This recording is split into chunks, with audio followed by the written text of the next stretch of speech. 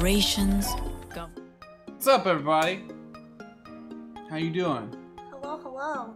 How you feeling tonight? What a day! What a day it has been. What a day it was yesterday. It's been a crazy couple days here in this country for all the people that are in America, and for the people that are not. I'm sure you've been watching too. It's been nuts. So we're gonna do the only thing you could do, which is have Honesty Hour today and not talk about any of that shit. Instead, we'll talk about other stuff, about games and and that bronze girl. I'm here. That one. This one. Not Bronze the other Hedgehog. I'm here and I'm ready to make all of your dreams come true. one. Somebody asked, how did the spreadsheets go, Zach? Did you survive? No. I feel like death because I've been staring at spreadsheets all day. Honestly, nothing makes me feel worse than spreadsheets. Really? Yes. you. I fucking hate it. Really? So much. It is 100% the opposite of my personality. I'm also dyslexic, so I just like... Oh, that must really suck for you. I just get frustrated. I'm more like the conceptual type that would prefer to come up with ideas and then express how those ideas need to be laid out on a spreadsheet. Yeah. But right now we're in a position where it's like, no, I gotta get this shit done. Yeah. Yeah.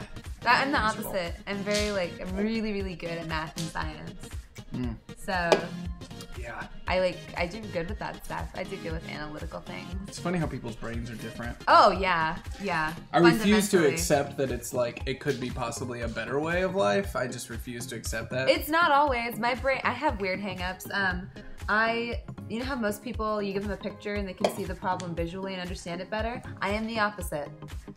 I have to one of my physics professors when I went to college would actually go out of his way to help me and try to put the picture into a sentence because I'm not good at visualizing things. I'm better at hearing it, and then...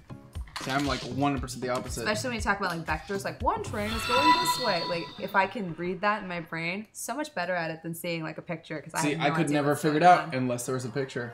I have almost Different a photographic brain. memory. Like I could walk you through steps on how to like do something based on how I remember doing it visually.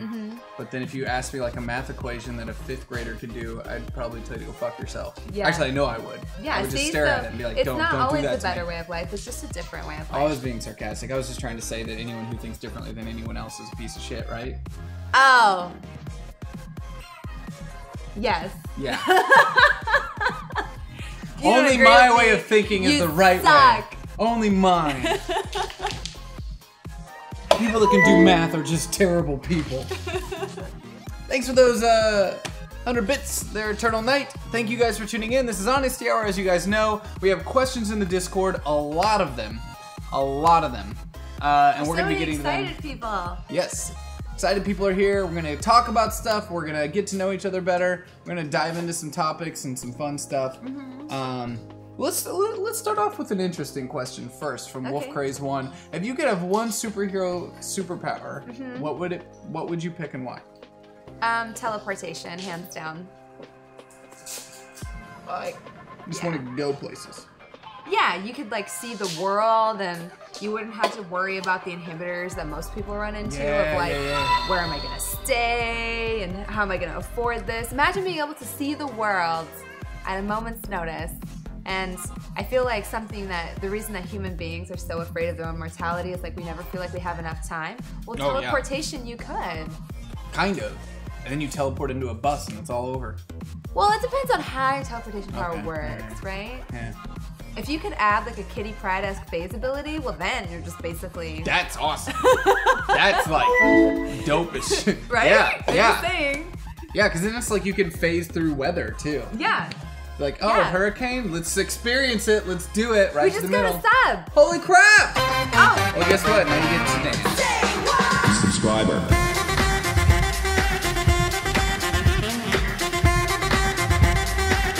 Every Wednesday night, I destroy my body for the next week. I wouldn't have it any other way. Thanks, guys. Masuma, masuma, masuma.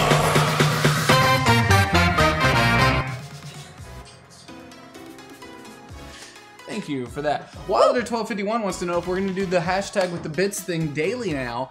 We're going to test it out. You know, we'll see what happens. We'll see what happens. It's a cool tool. I'm really happy with the tool. I think it's cool. I think it's neat. I'd love to start experimenting other ways we could use it, where it's not just for corporations, but say if it's for like using bits to do like a decision of some kind, or a plus or a minus of something, or like, is Zach stupid or is he not? Use your bits to decide with the hashtag. So what's up, slacker old guy? I like your name. So yeah, we're gonna, and Blither Lobster 3 is another name that exists. Yeah, we're gonna answer some questions now. Let's get into it. Let's do it. Yeah, 68.3, they're going up. It's been a rough week for sub drop, but slowly but surely we'll get back to almost to 1850. Fuck my life. Has Twitch Prime hurt you at all this month? What? Oh man, it hurts. It hurts. I lost like 10% of my sub count. Yeah. It sucked. Well, granted, I'm like a smaller channel than you guys, but Yeah, we lost. About 10%? No, more than that. Oh. Yeah. It hurts. We lost more than 20%. It hurts. I hate saying that out loud. Yeah, it was like 23%. 22, maybe? 22. It's scary. Whew. It's scary. And I know how and why, too. Like, I can track exactly why and how, you know? Like, we had a... Gluckenstoken! What's These up? are like all the Bronze Battalion people. Hi! Hi, Kathy! I see so many familiar names. How you doing? Hey! Money. Hey, Zach, you have won 639 subs and Twitch charges $1 for each sub. How much deficit do you have to make up? Hashtag Matthias Fun. We're gonna just move on to questions.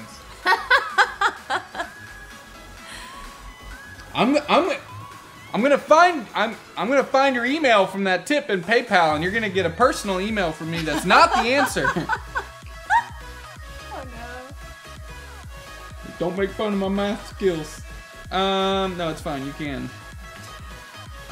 I couldn't. I tried taking college algebra 3 times. Failed all 3 times. Really? I finally was able to get them to let me graduate by taking contemporary math instead. Everyone's different. Everybody's different. Some people's brains different. don't work right. I also was never taught it in high school. I was thinking too. I went to a really shitty public school out in the middle of nowhere, and all of a sudden I got to college and I was like, "Whoa! Yeah, don't get me started on Whoa! that. What is this shit?" Yeah, I'm a product of the Indian education system, which is infinitely advanced. Like, I graduated high school, came here, and realized I could get through 2 years of like college, and it's easy. Well, good. You know, great. I mean, I wasn't stupid. I was self-taught on everything. Like, everything I had known, I had taught myself, so it was all practical skills. Yeah, yeah. And, you know, like, learning how to do things myself. But We're then it behind comes to those, like, education. when it came to those things you were expected to know from, like, education, They don't teach you fucking enough here. shit, man. I don't teach you enough here. No, they don't. Zombie Tyrant, thank you for that follow. Yeah, I had to be all self-taught. Okay. Question for Zach and Bronze.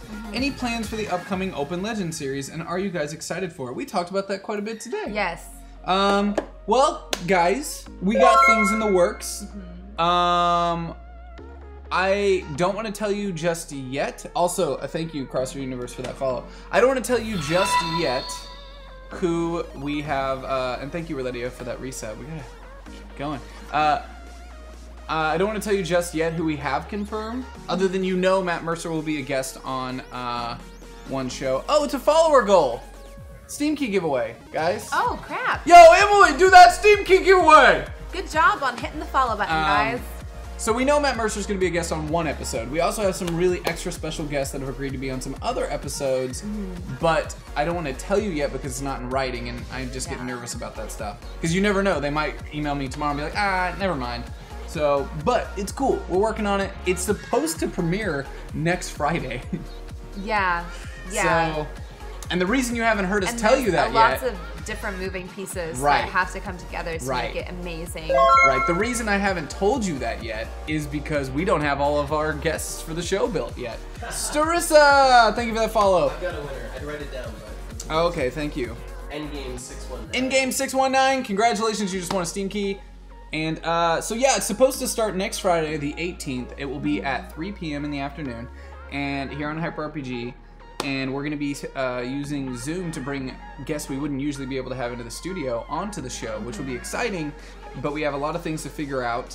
I kind of have to make it happen by then. Oh, you got a map? Oh, I love you. That's hand drawn. Nice. I love wow. it. Cool. I was kind of Rai make it happen guy. We're making it happen. We're I gonna feel do it. bad for these two because I'm like the creator in this aspect. I'm just like, this is what I would like to happen. And I see both their faces like, how the fuck are we gonna make that work from a I think that happened a couple times standpoint? today, and I was like looking around, like, oh god, we could do that. Okay. I'm just like, I would really like for it to be like this. And both of them are like, oh my god, how are we gonna do that? Just like running Well, see that like, you- numbers in our head. Is that possible? Right. Yeah. And the thing is, we do that to ourselves every day, so don't feel bad. Don't. Zune. Did I mean a different program? It's not called Zune, is it? No, it's Zoom. Zoom. I said Zoom, right? Yeah, Zoom Zoom. is like a failed iPod-esque device by Microsoft, right? Yeah. Yep. Yeah. That's it. But are you excited for it? I am. I'm excited and I'm nervous, but I'm excited. I'm excited. Yeah, I'm extremely nervous because next Friday is close. But if we don't do it next Friday, Thanksgiving weekend is the weekend after that, and we're not streaming from the studio that Friday. I might have my laptop with me and stream from somewhere wherever I am. I don't know exactly where I'm going to be on Thanksgiving yet. And then after that, it's fucking December. Yeah. So it's like we gotta do it. We gotta fucking do it. So we gotta kind of start next Friday, one way or another. So you Yeah. know, it's just another one of those things where we're like, yeah, we're doing it, and we're gonna figure it out. Next question, Bronze. Are you enjoying being? There's a lot of questions in this one question. Okay. Are you enjoying being a part of the Hyper RPG and Thumper community? Are there challenges for you as a full-time streamer with your own channel? Also, P.S. Thanks for being awesome on Vanquish. Glitch is the reason I started watching. Okay, the last one isn't it. So 2 questions. That's so sweet. Yes, I am super excited to be a part of the Hyper RPG family. This has been a really cool experience for me because prior to this, like I was very much in my own isolated corner of Twitch, and now I do feel like I have a support system. And I don't say that often, but that is cool. That is kind of cool. I feel like somebody has my back. I feel that way with you guys. Because before, like, and I've told them stories about weird shit that's happened to me by other people, like from other people on Twitch in terms of harassment and stuff. And before I felt like I was in a bubble.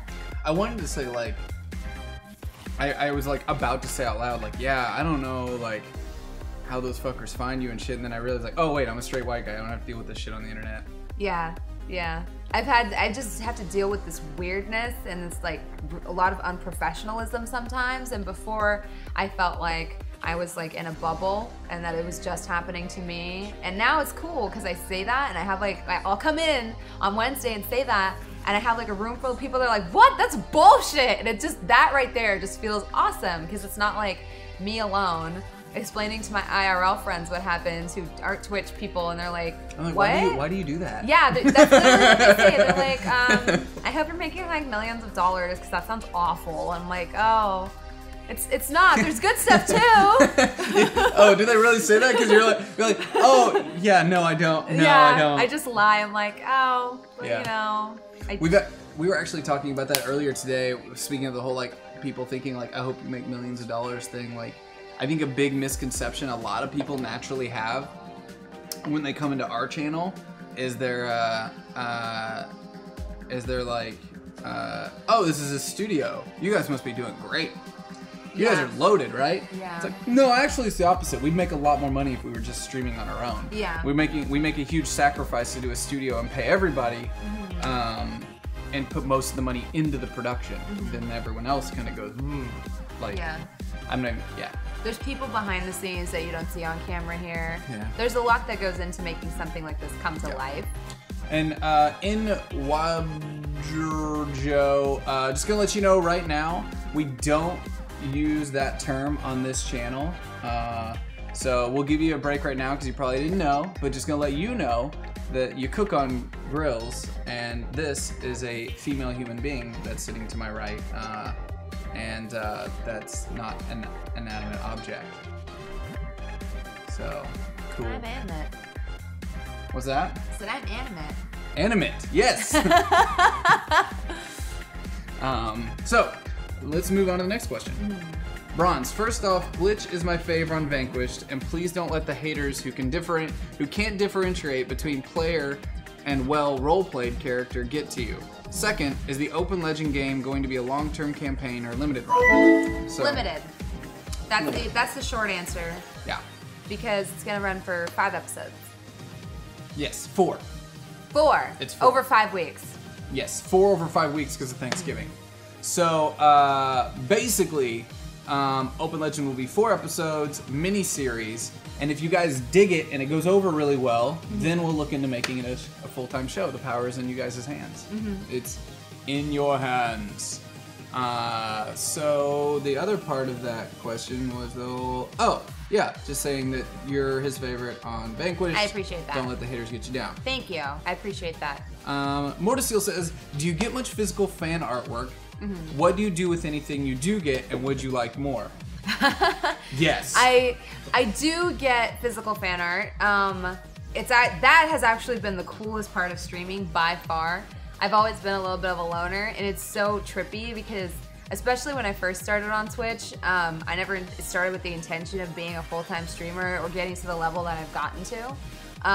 And we just cracked like 300 subscribers, and sometimes it dawns on me. Thanks for the bits. Sometimes it dawns on me like, holy crap, there's like 150 people watching you consistently. That's pretty, like when I look at the analytics afterwards, I'm like, that's insane. Like, you know, midnight Pacific Standard Time and you have this many people. And before, I was a lot more lax, like with what my home address was, because it felt so tight-knit. You know, like, oh, I have like 20 regular viewers. We're such a tight-knit community. And I've gotten everything in the mail from like, I mentioned once on my stream that I was Indian, and this is like my favorite story to tell. And one of my viewers had Indian neighbors, and he learned how to make like Indian pickles, which we call achar. And he's like, oh, can I have your address? I wanted to send you something. And I thought he was gonna send me like a video game or something. And I open it, and it's just like this mason jar, and it looks like sludge on the outside. And I crack it open, and I smell it. And my significant other was like, oh my God, what is that? And I'm like, holy crap, he made me a jar. And I started crying because I hadn't had that since I had moved from India, because I don't know how to make it. Like, that's something my mom used to make. And some white dude from Arizona made that for me. And I was like, this is the beauty of Twitch. Like, this is the beauty of the internet. It's nuts, right? It's crazy, and it's just because his neighbor had taught him, and he like smelled me that. So that kind of stuff always like gets me all teary-eyed and bleary-eyed, because I was like, holy crap, like you gave me a taste of home, and I totally did not expect that. You know, it was just so weird coming from like Twitch, but it was awesome. What I do with my fan art is I actually frame it, and I have a wall in my house that I put it all on. I do that with everything. People have sent me t-shirts, perlers, drawings, paintings, and I actually keep every bit of it because I feel like even if I can't make it on Twitch or I have to go to a conventional job or wherever life takes me, I think it's gonna be kind of cool. Okay, thanks. To look back on this, like when I'm an old grandma and show like my grandkids or whatever, like, look at all this crap. Dude, you gonna procreate though? I don't know how I feel about it. Well, even if I adopt, I don't know what I'm gonna do, but it'd be cool to like show people. Malika was there and she didn't even hear me. She walked away. I was just trying to get a rise out of her. What? Nothing? I didn't. What are Indian pickles again? It's called the jar, and it's like pickled mangoes and peppers and stuff. That's so weird. So Thai people have pickles too, but they call them achar. Really? So I'm like, oh, totally a loan word, right? Huh? No, that's the way he said it. Is what it's totally like A-C-H-A-R. No, I've seen it romanticized as A-J-A-D, achar. But you know, like T and D and K and G and a lot of those sounds are very different in English. Yeah. They're kind of similar in Asian languages. So I'm like, oh, what are you talking about? Yeah. It was probably the same thing. What? This is to support my hashtag thumb for fam hashtag less than 3 hashtag. Hey, God damn it. That was Stop being so generous and a shit. fat freaking donation. God damn. Thank you. Fuck. So, God damn it. Thank you, Gaika. Mad respect. Thank you for that. It's crazy. Mad respect. So yeah, like I feel like that's the kind of shit we get every day here, where it's just like, thanks. I want to put those up on my wall. I got some amazing fan art last year. I kind of told everybody to stop, you know? And then there's a part of me that's mad that I told people to stop. Because it's like that selfish part where it's like the coolest thing in the world is to see people make their own you know, like just send you like fan art and shit. Oh, Like, yeah. it's one of the coolest things in the world. Yeah. And it's a completely like weird kind of like I've been on camera once and somebody did this picture, and it's weird because you don't want to be like too, I don't know, cause it's a weird thing for people to do in the first place, but then when you get it, there's something you're just like, this is the coolest shit. It's just so fucking cool. I've got a lot of the Snuggle Lord art from last year hung up all over the place. It's all around, and they did a Funko Pop of a little Snuggle Lord that was really fucking cool. Yeah, that stuff always blows me away. And then every time like Void Smoker does fan art on Twitter, and all the other very active Twitter artists that we have doing fan art for Vanquish, like every week it's the coolest thing to see, just to have somebody tweet that stuff out, because 100%. it's to me, like as an artist by trade, like my background is as an art, I know that shit's not like the same in a lot of ways as, I mean, anything anybody does. Oh shit. Well, subscriber.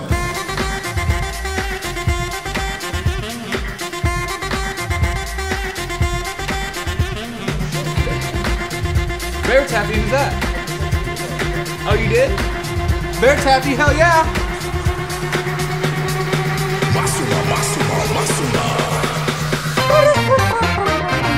Thank you, Bear Taffy, for that subscription. Also runs an awesome podcast.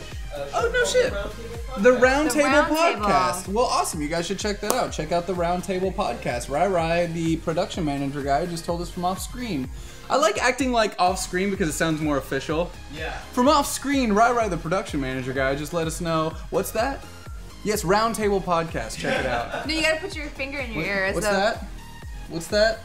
My informants are telling me. My sources. I'm not gonna bring up the pillow, guys. That wasn't fan art. But no, it's always an amazing thing. It's really cool. If that doesn't tell you the impact of what you're doing, I don't know what will. Yeah, that I won't even bring it up. Let's see. Next one, Bronzy. What was your original inspiration for Glitch? Have you seen that vision change as the game has gone on? How has it changed? Do you see her continuing to go a different way, or do you just play it as it comes? So Glitch was actually created by Zach and myself together. He needed somebody who could get the party through the dead side, who was one level higher than everybody else. And because the facility was way out of like the party's league, and he needed an NPC sort of, which is why I was originally brought on as a guest. Not the dead side originally. No, the facility. Yeah, you were dead side. I was dead side. That was all me. And it was originally a guest role, so we created it together in that sense. But as far as like her being able to manipulate technology, that came from me. Hey, Bad Wolf!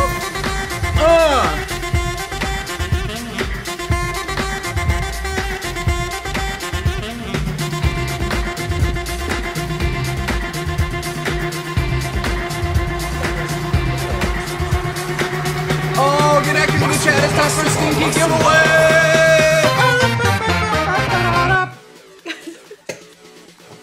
Just those last two notes make me always do that whole like, I'm loving it. I hate it. I hate it. Change it, Alex. He didn't make it. I stole it from someone else, so whatever. Well, there you go. But change it, Alex. But yes, we created it together. So we made that part together. I decided to give her her technology abilities because that was like a fetish of mine, and I really wanted to bring that to life. I want fetish or like fetish. Like, okay. I just thought it was cool or weird, and I was like, you know, if I wanted there to be a character that's like a necromancer but with tech, like she brings dead tech to life and like manipulates it into like little creatures, which is why. If you guys notice, I like to make almost sentient type drones. Yo, Fire Crow, thank you for that host, my bro. 68 viewer. Thank you, Fire Crow. So I always try to make like creatures. I try to go out of my way to do that because I want it to give us that feel of like she's a necromancer, like raising dead technology to have little spider drones or like a flying bat. So I try my best to do that.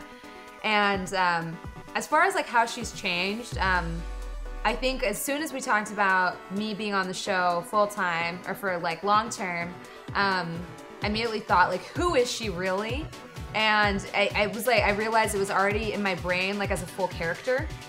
Because I already knew like she's a gamer, like just like from the when she first encounters the group, she doesn't say they're like green as fresh cut grass. She calls them green as goblins. So I kind of knew right out of the gate like this is gonna be like a quippy, sort of quirky character who's really nerdy, and that's why she has like this technology affiliation.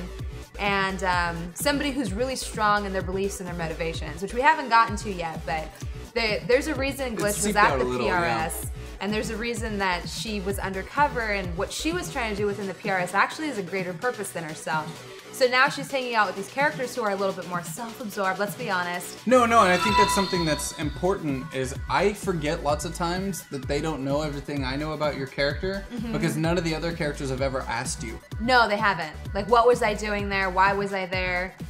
When really, my character's motivations are, she's a part of something bigger than herself. Yeah. Like, big time. And so, she's not as, like, her worldview isn't this big. And I think that that's important because one of my favorite things about Glitch that has started to come about, I guess this would be to answer that portion of the question of what has changed, is I realized early on that I can kind of turn the mirror on people.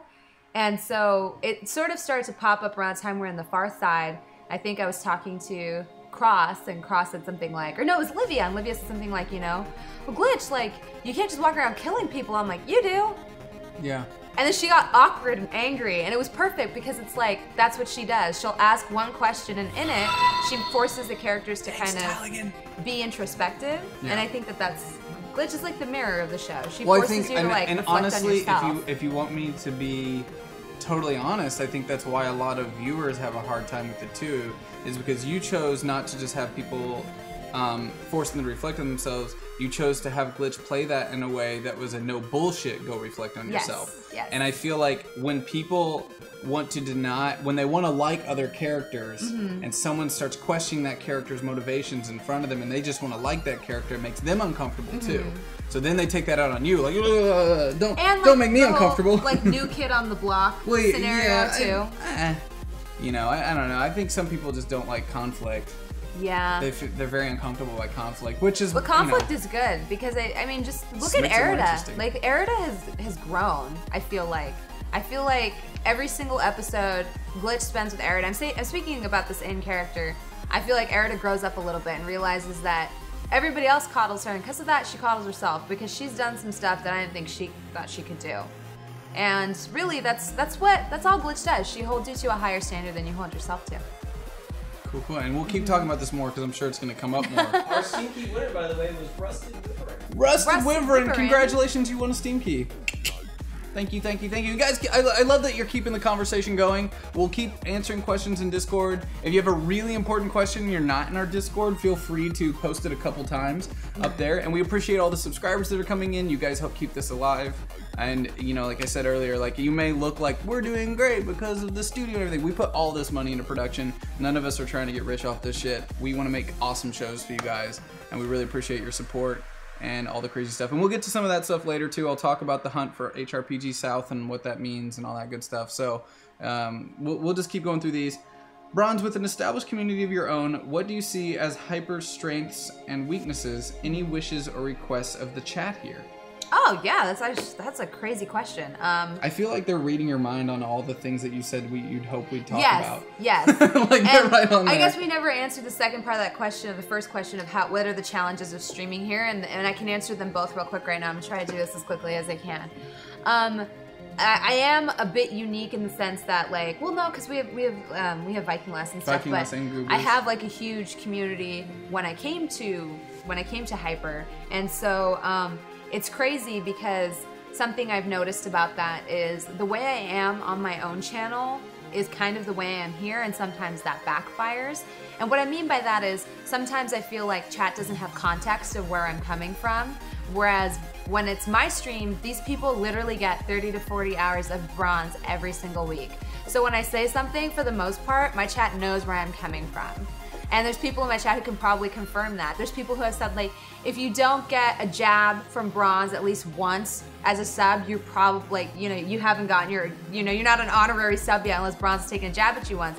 And I think it was somebody who said, like, at some point, bronze will take a jab at you and you'll probably deserve it. Because I think one thing that we do in my stream is we kind of explore, like, what, like, sort of the embedded sexism or racism that might exist and what's okay and what's not okay. And then I come to this chat and I realize you guys don't have that context. So sometimes when I say something like, you know, that's bullshit, and then we move on because I don't have the time to really sit down and address that because we're doing a show, I think it comes off as a lot more hostile than it is during my own stream, because normally I would say, hey, person, that's bullshit, and this is why. This is why you shouldn't talk to people like that. Even if it's something small, like the other day, someone on my stream called me Cupcake. Like, oh, that's nice, Cupcake. And I was like, no, no, no, no, no. And it was like a whole 5-minute conversation of like, why you don't call me, a stranger on the internet, Cupcake as your first interaction of the stream, why that's gonna go south for you. And for people who have visited my stream, it is kind of like a force of nature when someone comes in and acts inappropriately, because we have a whole chat that's like, we're a little bit more, I guess like sometimes we're a little bit more hostile about it. Well, that's, and honestly, when you talk about that stuff, and what I want you all to realize, who've been following me for a while, go back to when GNS first started and how much you hated me. And I've told you before, I feel like we're very similar in a lot of these ways, and the only reason I get away with it is because they know me. The average person that still comes in a lot of times thinks that guy's a fucking dick. I get that a lot, and we have a lot of complaints about it, and it's just, and a lot of people say if Zach hasn't said fuck you at least once, then you're not a part of the community. Yeah, yeah. And there is that, I think in a lot of ways we are very similar, and I think the downside is that they feel more threatened by you being that way than me, and I think that's a greater issue that needs to be approached somehow, because we're very similar in that way, but for some reason... I think there's less context, because you guys don't know me as well. And I think, and I've learned, like that I guess would be the challenge part is you guys, I always forget that you only get me for a couple of hours every week. And really, I don't really count Vanquish because that's a character I'm playing. So you really only get me for a couple of hours every week where it's me. And my stream gets me, once again, for 30 to 40 hours a week. So they kind of know everything. And I think the other thing that my stream comes from a different perspective, I'm just gonna say this, okay? And I want you guys not to take it personally, but if Hyper RPG and Geek and Sundry are the few channels you're in, you kind of have your blinders on to what the rest of Twitch is like. And so some people kind of understand why I might be on edge or a little bit jaded all the time, because they see the bullshit that goes down in my chat constantly. It is a constant, like, somebody literally came in my chat yesterday and said, like, don't have to worry about getting raped because they're gonna kick all your people out of the country now, go Trump. Like, we have things like that happen constantly, and they're not jokes. Like, people mean this shit. I've been hate rated by other streamers where they sent huge communities at me and spammed horrible things. Yeah, your experience has been... And that is my experience on Twitch. So even if something's sarcastic or funny, you have to remember that I've dealt with like this really mean side of the internet and real life, and without having any content, like without knowing where you're coming from and not having tone on the internet, it's like you are always on edge, because I don't exist in a vacuum, and it sucks. It sucks. I wish I could, but I don't. So I am a little bit more defensive about stuff. So it takes a little bit more patience on your part to understand, like, okay, when she jabs out, that might be because she's recepting what I said in a really hostile way.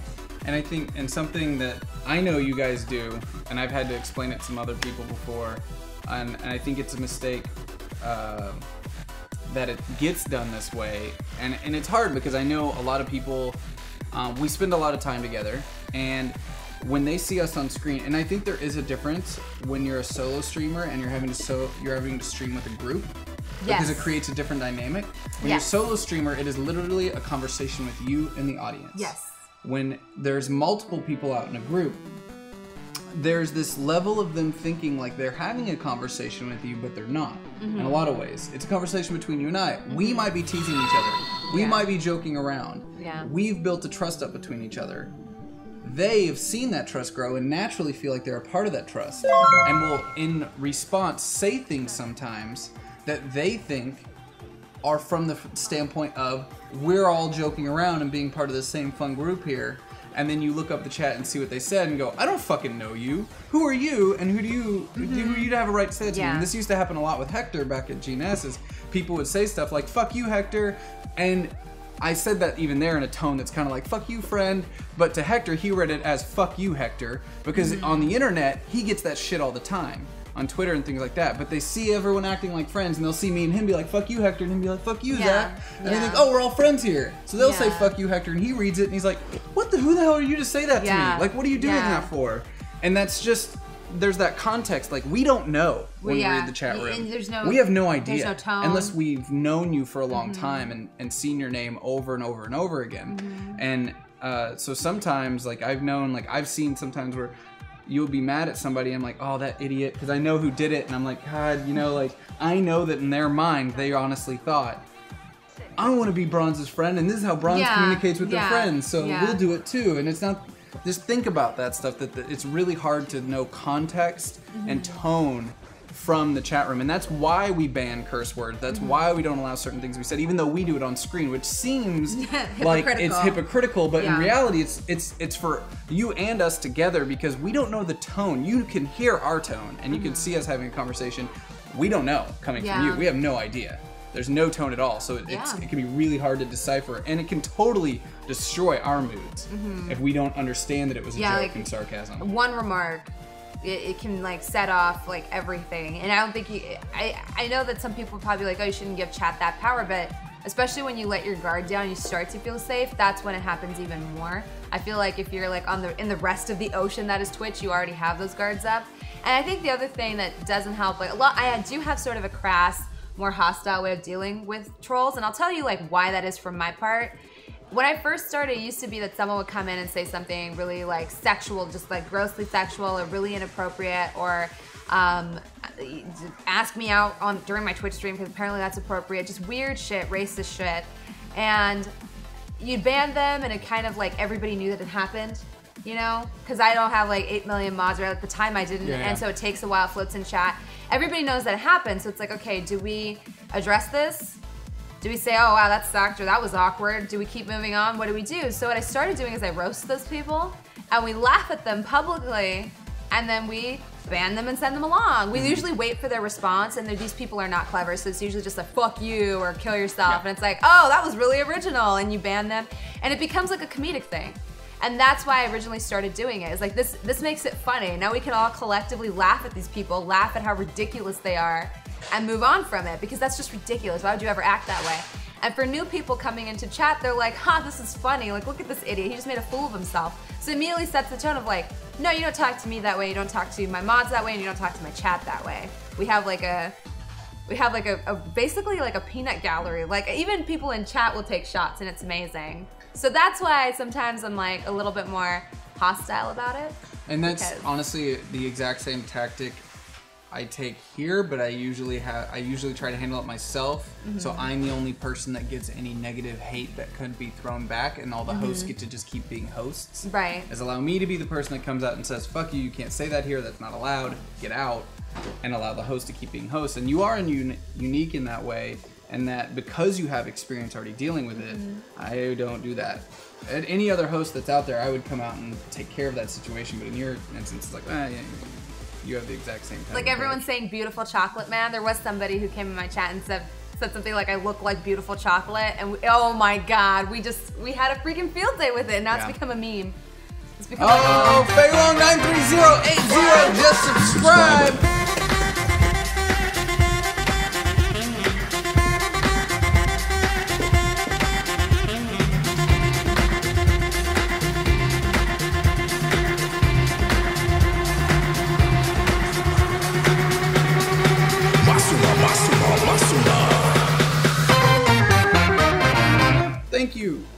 Thank you for that subscription. Very much appreciated.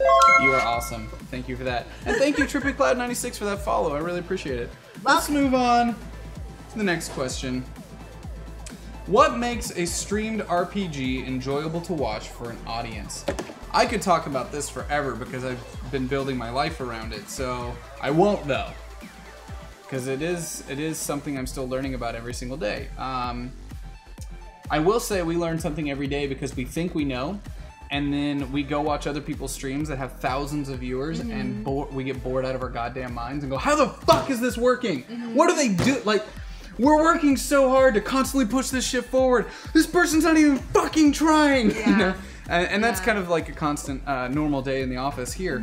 But I do think there's a difference between making a stream entertaining and a stream that people will watch. Because a stream people will watch has a lot more to do with who's on it and how much reach they have and what kind of audience they've cultivated and all that kind of stuff. But to make something actually entertaining, there's a lot that goes into it. And it's not, despite popular belief of a lot of people doing these right now, it's not the way you would do it with your friends. Like, just watching a group of friends play an RPG together is not that fun. Just like in reality TV,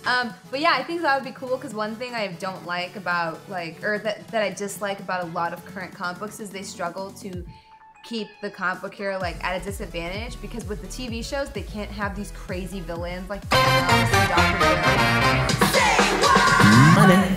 You like bits. I like tildes, tilde, tilde, tilde, tilde, tilde, tilde, tilde, tilde, tilde, tilde, thought we were done with this. tilde, tilde, tilde, tilde, tilde, tilde, tilde, tilde, tilde, tilde, tilde, tilde, tilde, tilde, tilde, tilde, tilde, tilde, tilde. Tilde, tilde, tilde, tilde, tilde, tilde, tilde, tilde, tilde, tilde, tilde Swinton. Do you guys think that Tilda Swinton knows that she's a meme on Twitch? I don't think she does. That's probably for the best. I Yeah. feel like Tilda Swinton is not the type of person that would know what Twitch is. Period. Yeah. She's I feel like she seems like she might be above all that. yeah. She's ethereal, Yeah. so yeah. She's like an angel who just fell a- to earth. She lives above us all. Yeah. Yeah. I don't know about that. So yeah. So yeah, a PRS show. I want to see, and I know it's just because I'm like super hard for Wrath of the Eternal Warrior right now. I'm sorry I use those words to describe how I feel about that. Yes, I did. I know, Malika. You don't even say that to me. Look, that. That's inappropriate. Gross. I'll never be able to look at the cover of those comic books the same way again. Basically, that book. I would love to see that as a TV show. But like a very like high produced. Oh, the CW though? No, not the CW. Okay, no, but the question was the CW. Okay, fine. If it's CW, then I'd prefer Black Block kind of thing. What's up? Avoid the search. It's basically the same thing as mine. Yeah, it is. Except mine would be stupid. Yours sounds like it would be serious, and it'd be like the Arrow, and I'd be like, eh.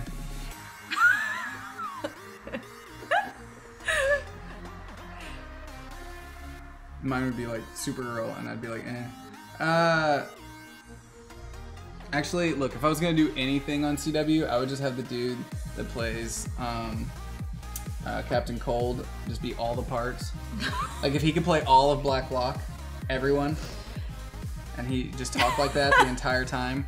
I like Flash and Legends of Tomorrow only like exist to me as good shows because he's on them and he's just chewing that shit up. Yeah. Really? Hello, Flash. This is like I fucking love it. It's the only like Malika and I will watch that and just start laughing so much and start just impersonating him for hours. Yeah, Snart. Yes. It's so good. God And not damn it. because it's good. God damn it. You like him too? I just started watching it and then Yeah, right? Money. I would totes like every show more if Zach acknowledges my existence. P. So the next question is, Bronze, what if any RPGs have you played previously? Previously, I've played D&D, I've played Mouse Guard, I've played some weird homebrew stuff. Like I think I played a copy of Mass Effect that was ported into the Burning Wheel system. So those are the pen and paper games I've played in the past. Cool, That's about it. I'm familiar with Edge of the Empire.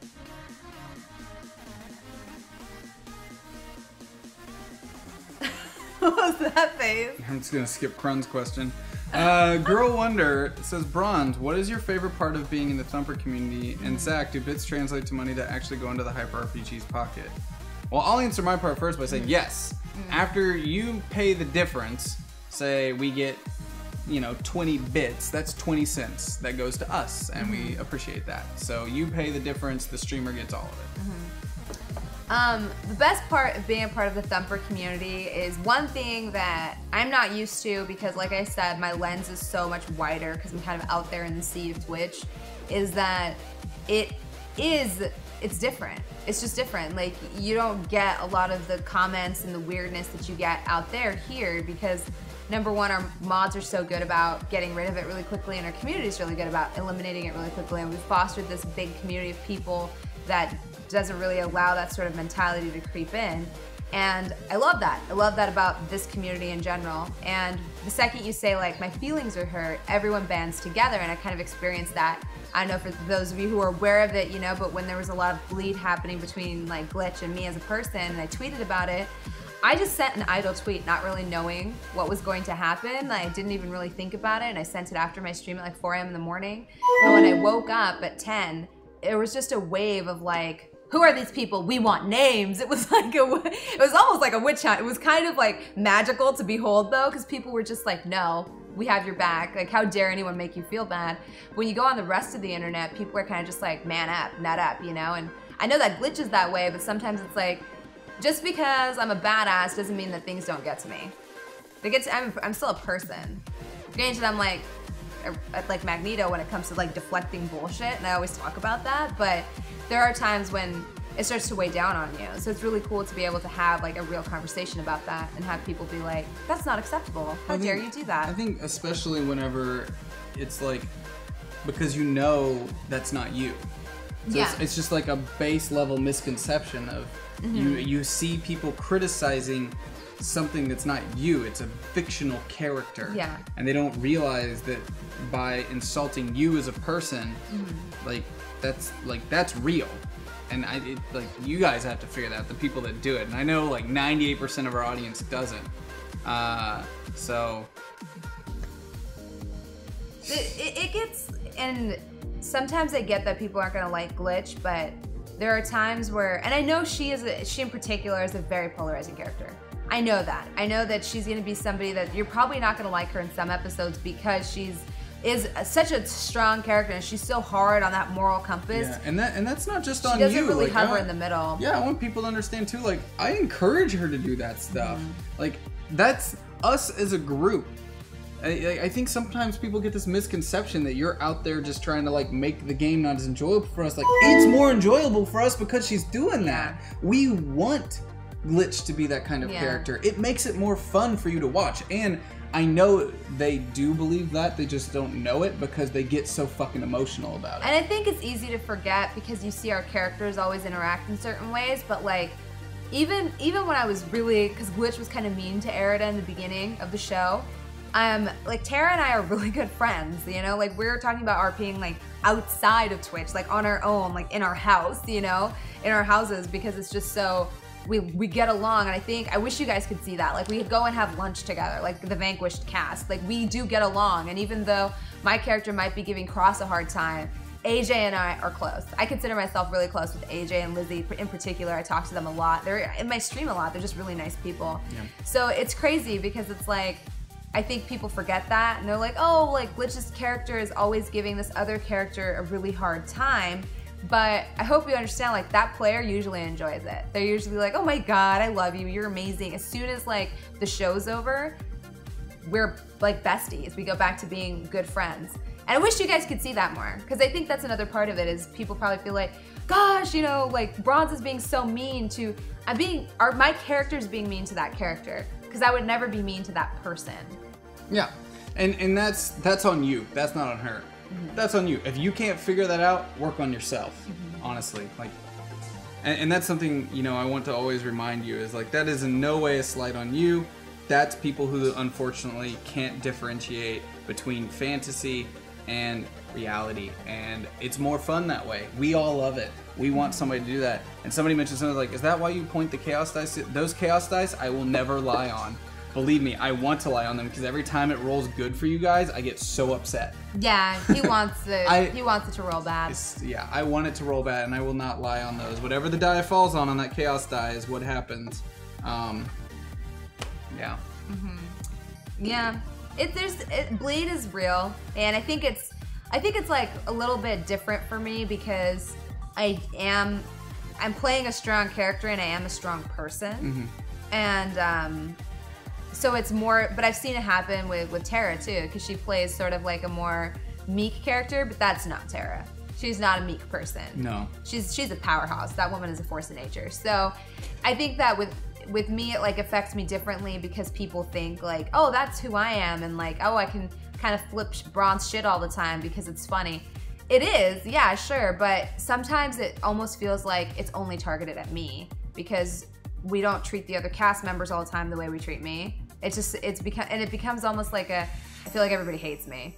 That happens to me sometimes where I'm like, oh, everybody hates me. Well, you know, and in all fairness to them, I get a lot of it too because they mistakenly assume that I'm a sarcastic, antagonistic asshole, and I don't know why. Yeah, yeah. #THUMPERPRIDE. Oh, I get Thumper Pride. Or is it Thumper Ride? Wait, no, okay, no, there's a second P. It's Pride. I thought it was Thumper Ride. I don't know. But yeah, it's something I've been focusing with on myself too, because it's just weird playing like, because I've actually played D&D like during a stream with other casters before, and we never really went through that, and so now it's like really tough, and I think it's because everybody kind of knew who I was and knew me from my stream, and they knew like, and I was playing a really lovable, I'm actually doing an RP run of her in Skyrim now, I was playing a really lovable oafish like orc who's trying to be a thief because she was raised by gnomes. So it was like a really cutesy character, and people kind of like loved her, and she was so doofy and the opposite of me that I don't think there was ever any bleed. So this is my first time dealing with bleed, and it's frustrating because a lot of people tend to think that I'm a douchebag or that I'm always angry, and I'm not. I'm not an angry person.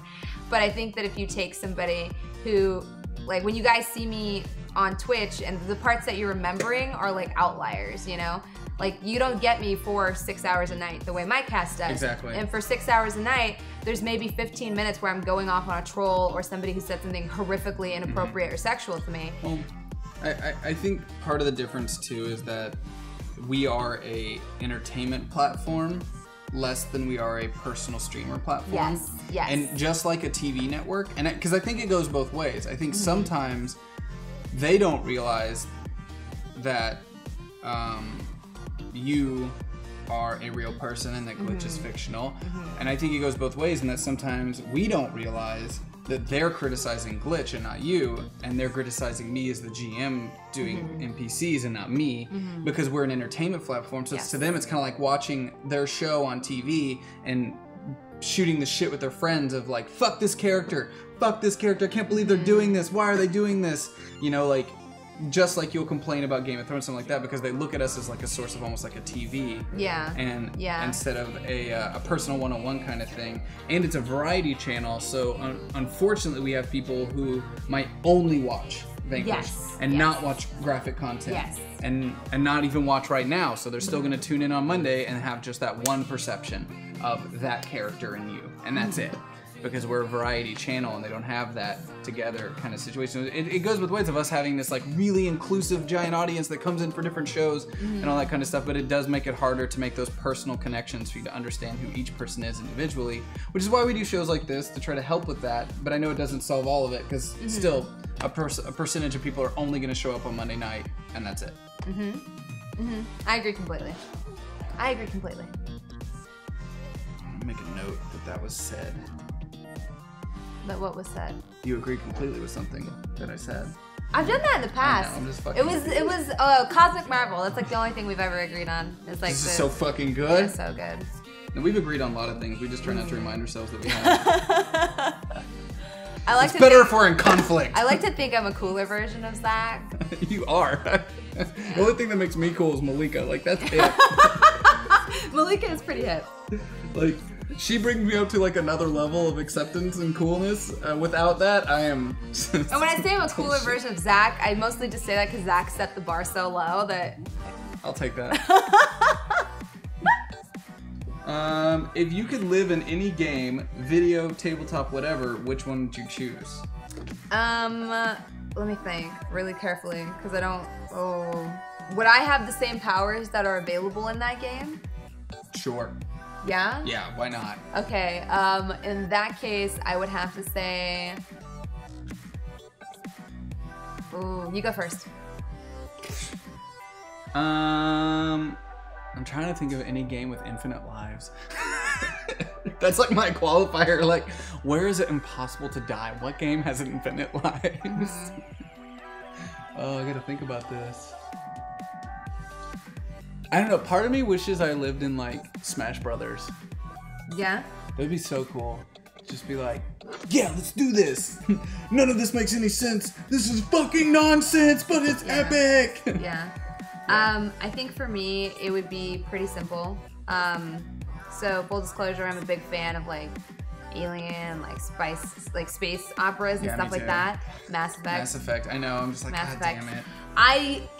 That's what I'm saying. Would I just be an average human being in Mass Effect, or would I be a badass? Maybe not Commander Shepard levels, but I would love to have like a ship and a crew. I think that's like amazing. That'd be so cool. That'd be so cool. And then finally, me and Morgan Solis can be together. So. Dude, what'd you think about that trailer though? So excited. I am. I saw the trailer and was like, fuck this. I just want to fall asleep until the game comes out. That's all I want to do. Me too. I'm really excited. I'm so new to like Mass Effect. Oh yeah, because you just played them on your channel, right? Yeah. And I feels fell so in good, love. right? I cried like so a baby, good. like through half of it. I just like cried, and I hadn't cried that way in a while, and it felt really good. Now I would consider you an opinionated person. What was your opinion on Mass Effect 3 ending? I hated it. See, I didn't have a problem. I was really fine with upset. I was really upset. I was upset with how they did it because they made it unnecessarily tedious so that it wouldn't be easy for you to play all the endings because of achievements, and I felt like that was stupid. It's like, well, I want to watch all the endings.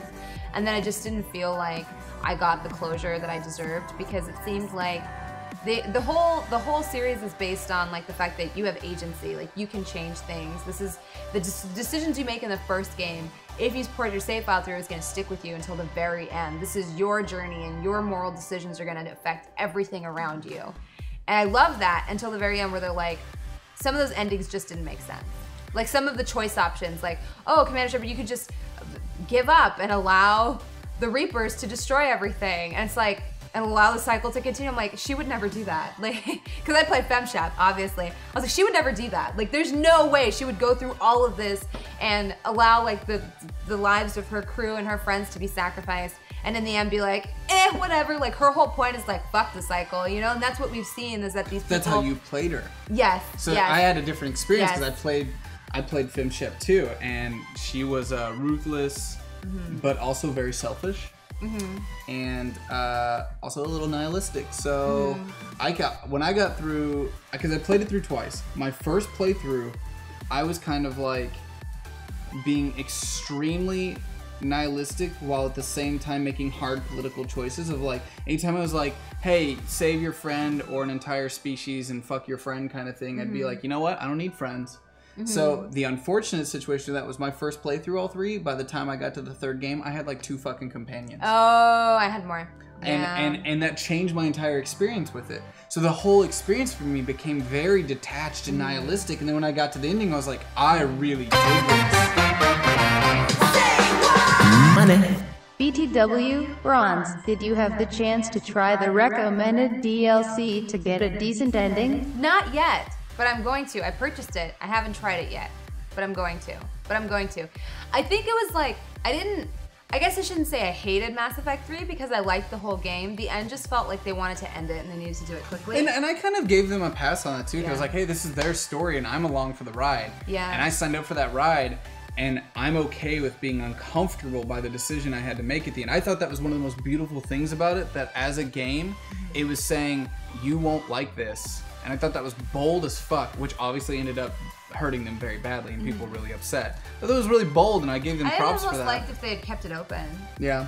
And then I played it through a second time, and I saved everyone, and had everyone going into the third game, and was like really intent on that. And then I got to the end, and I was like, oh, I could see why people were upset by this. Yeah. Because if you just work so hard to keep everyone alive and keep it all together and all these kinds of things, and you're like, no, you have no option. Yeah, yeah. So I got it, but I would also rather have liked kept them like have them keep it more generically open, or because I don't think you can have a nice, neat, clean ending to a game like that, and I don't think you should, because everybody played a different Shep. I don't think any of us were the same Shepard. We all probably made different choices along the way. Which I also understand is the biggest challenge they're going to face as game developers, is they made that game so personal that finding an ending after 3 games that pleased everyone almost seems impossible. Yeah. You know, like, I don't envy them in that situation, because like, you made everyone think that there are going to be infinite choices, but in a game you can't have infinite fucking choices. You just can't. Some people are really like mean about it, because I get that some people like Mass Effect 3 and that's fine, but a lot of people are like, you're just upset because sometimes people die, and I'm like, listen, literally my favorite character, literally, you have to fuck over the entire Krogan race to save him. I'm talking about Mordin. You literally have to say screw an entire planet of people if you want to save Morton. And it's not even the really, like, it's not, you can, but if you play a certain way, Morton dies, like, every time. Yeah. And he was my favorite character, and I remember chat like kind of lost it, and I lost it because they saw it coming, like, oh no, she really likes him. Like from as soon as I met him, I was like, oh, I love this guy. He's my favorite. And I asked him out, and I even had a heartbreaking moment when he fucking curved me. He basically told me he hated me and he didn't want to be with me because humans are disgusting. And I was like, no, it was really sad. And the thing is like, it's not his death didn't bother me. I even said I was okay with it. Like, did it hurt? Oh my God. But I feel like video games should feel cathartic in some way. I love The Last of Us and I cry every single time I play it. I love games that sort of like make you feel that way because it means that the game has succeeded in its storytelling. You should feel like viscerally sick during some scenes, and one of those was with Ellie in The Last of Us when you have that creepy redneck guy on top of her. Oh, that. I felt something in my gut where I was like, I'm angry and this is disgusting and how dare you? And it's like, but we're giving people that experience of what it's like to be like, imagine that in that moment, like this character you've grown so close to, imagine her being pinned down by this strange pedophilic individual and how that just feels so disgusting. And you should feel that way. And I think that is kind of using video games to explore to explore these emotions and how to cope with them and how to view them next time someone says like they were assaulted or pinned down. Now you kind of have like a frame of reference for that. I think video games are awesome. Interesting in that way, and it almost bummed me out because the game started with this promise of weight to your actions. But then by halfway through, when I'm just going through buildings and playing a shooter, I felt really kind of like, fuck, man, like even they couldn't pull it off, you know, like they were like close. They were so close, I felt, in a way, to like finding that merge. But then halfway through, and I found myself just literally doing that repetitive kind of like shoot the zombie, shoot this guy, do this, do that. And I lost a lot of that connection that I had. Like that first hour of that game is gonna always go down for me as one of the most intense experiences I've ever had playing a video game. Blew me the fuck away. And I've had those moments in a lot of video games where I felt viscerally like this is wrong, or you know, and just it's almost a good feeling. I felt that way during all of the Telltale games basically, but Telltale's Walking Dead for sure. Yeah, I'm waiting for Batman. I want it all to come out at once. I'll probably do that over the Christmas break with everybody, where I'll do like I'll just sit down and like let's play through the whole thing at once.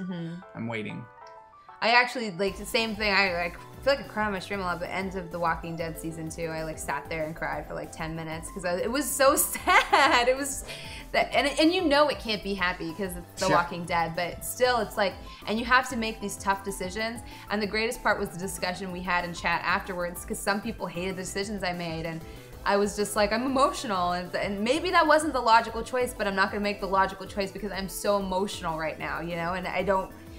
And that's a great game when you as a chat can literally have a really civil discourse and have good points on either sides of like which decision you should have taken. That's good. When you like argue about who the good guy is, who the villain was, that's amazing. And people said that during The Last of Us, like Joel's an asshole by the end, and having that conversation of like, no, he's not, because look what he's been through. That's what video games are for. I think video games are more than just shooting each other up and playing Overwatch. I think that video games can be like a vehicle for us to kind of grow as a community. Take that one home with you if you're not home already. Bronze, it's super great to see an Indian lady on stream. I feel super represented. If you don't mind me asking, what did you major in school? Ignore it if it's too personal. I actually majored in chemical engineering. Math shit, god damn. Yeah. I was actually like the Indian equivalent of valedictorian when I went to high school there. So, I was a mathlete. Yeah, I was a mathlete and captain of the debate team. And the first hobby I picked up when I moved to America was Model United Nations. It was the first time I ever came to Seattle. Was still get emails asking for me to staff their conferences, but used to pretend I was a part of the United Nations. That actually sounds like fun. It was. You get to pretend you like have draft resolutions and stuff. No, it was fun. And you get to refer to yourself as a country. Did you know that? Sounds really fun. Yeah, no, you get to say like, you know, Ireland doesn't believe, you always speak in the third person when you're pretending to be a delegate. So you don't say like, oh, the delegate from Ireland. You just say Ireland would not like agree with this motion. I would never be allowed to do this, by the way. I would get kicked out after the first time. Why? You'd laugh? There's no way I would not just be a devil's advocate 100% of the time and only do that. But you have to write a position paper on what your country's position is on the given topics in the committee, and you can't differ from it. Otherwise, you get marked down points. Well, I wouldn't care if I get marked down points. You just troll people. Well, yeah, that's too much fun to act as like Zach is the dude Ireland. who would choose Djibouti as his country. And be like, Djibouti feels like Ireland is being a hypocrite right now. Djibouti. Djibouti ain't gonna have none of your shit. You would be that guy. I would be that There's person. always a dude at every convention who's like, oh, I'm the And then delegate everybody's like, from we Djibouti. take this seriously and you're kind of a piece of shit. I'm like, I know, I shouldn't be here. I shouldn't be here. First of all, I love you both. Bronze's stream is great. Question is, how hard is it to start a stream? Any tips to start a stream up? Also, do you relate to your character deeper than it shows? Any personality aspects of yourself that you printed into Glitch? Okay, let's see. So to answer your first question, starting your own stream, I would highly recommend that you think about what you want out of it. Because one thing I've seen from a lot of my peers is they come into it wanting to be full-time streamers and it doesn't work for them and they burn out and they quit and they feel really bad about themselves. And as somebody who did it for a year and a half, incredibly casually, and like I've said before on this like channel, before Rai said like, well, why aren't you doing it full-time? I had never even really considered it. Up until 2.5 months ago, I had a job and all of that. And I feel like if you start Twitch as a way to make friends and to have a voice and make an impact, that's a good way to start it because you're not gonna be dejected every single time you're not seeing the growth you want. I think this is something you have to be really patient with. It's a marathon. And I think that you have to be willing to not compare yourself to other people because other people will grow at a faster rate than you and it's gonna be demoralizing. But as long as you do not associate your channel with who you are as a person and your self-value, you can find a lot of reward and good vibes on Twitch. I think that the problem comes in is when you decide you want to start making your living on Twitch, because I can tell you with no uncertain terms that for 2 years of streaming on Twitch, I didn't make any profit on it, and it was a side hobby that actually cost me more money to run than I had to have a job that funded my Twitch sort of like addiction. And 2.5 months ago, when I did quit to go to Twitch full time because it was growing faster than I was, sort of, I still, and this is honest here, I make less money now than what I used to make at my part-time job, like at a part-time job. So I think if you come into it for the right reasons, you can be rewarded. But if you break it down by an hourly rate, it's just not profitable. Not glamorous. And it's a lot of hard work if you want to make your living on it. But I think if you're just going to have fun and you just want to build a base, play the games you like, be genuine, have a high quality cast, and then worry about the details. I feel like people come into Twitch now and they have like their professional overlays and their green screen and they invest all this money. I started with like nothing. I had like a gamer headset, a shitty camera, and I feel like start that way. You don't have to, just because everyone else is starting by spending $700 on a graphic artist to do overlays, you don't have to do that. Make sure you People have charge that for that? Oh yeah. Fuck, I need to. That's how I need to start making money. Yeah, especially if you have like People the pay animated that alerts. shit? Oh yeah, for like a full channel overhaul. I've seen people pay that. For like offline screens and all that stuff. Like for a whole channel package, I've seen people pay And here that. I just thought a bunch of people on Twitch were good designers. No. Or actually pretty People poor are paying designers. Now it money makes for more that sense. stuff. They're paying for stuff that's not that great. And I think you I'm also throwing have shade. to like look at yourself as a person, because I've had a lot of personal IRL friends who have started streaming, and like after a few months they decided it wasn't for them. Like one of my good friends tried it because he had all the money and the resources to do it, and he said like after 2 months he was like, I just can't talk like the entire time I'm gaming. Like when I'm in the game I'm just quiet and I'm playing games and people get mad that I'm not communicating. I'm like, it's different than playing a video game on your couch by yourself. And you have to understand, there's games I refuse to play on stream because I just don't feel like I can do it. And there's other games I love to play on stream. So it's not the same as sitting and playing a video game by yourself. And I think that's where the disconnect comes in, is where people are like, you're so lucky, you get to make money and sit here and play games. It's different.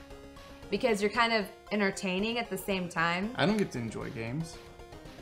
I still enjoy, I'm really good about my game to. choice. Yeah. I'm really good about my game choice. If I feel stressed while streaming a game and reading chat, if I feel like it's too much and I can't do it, I won't stream that game.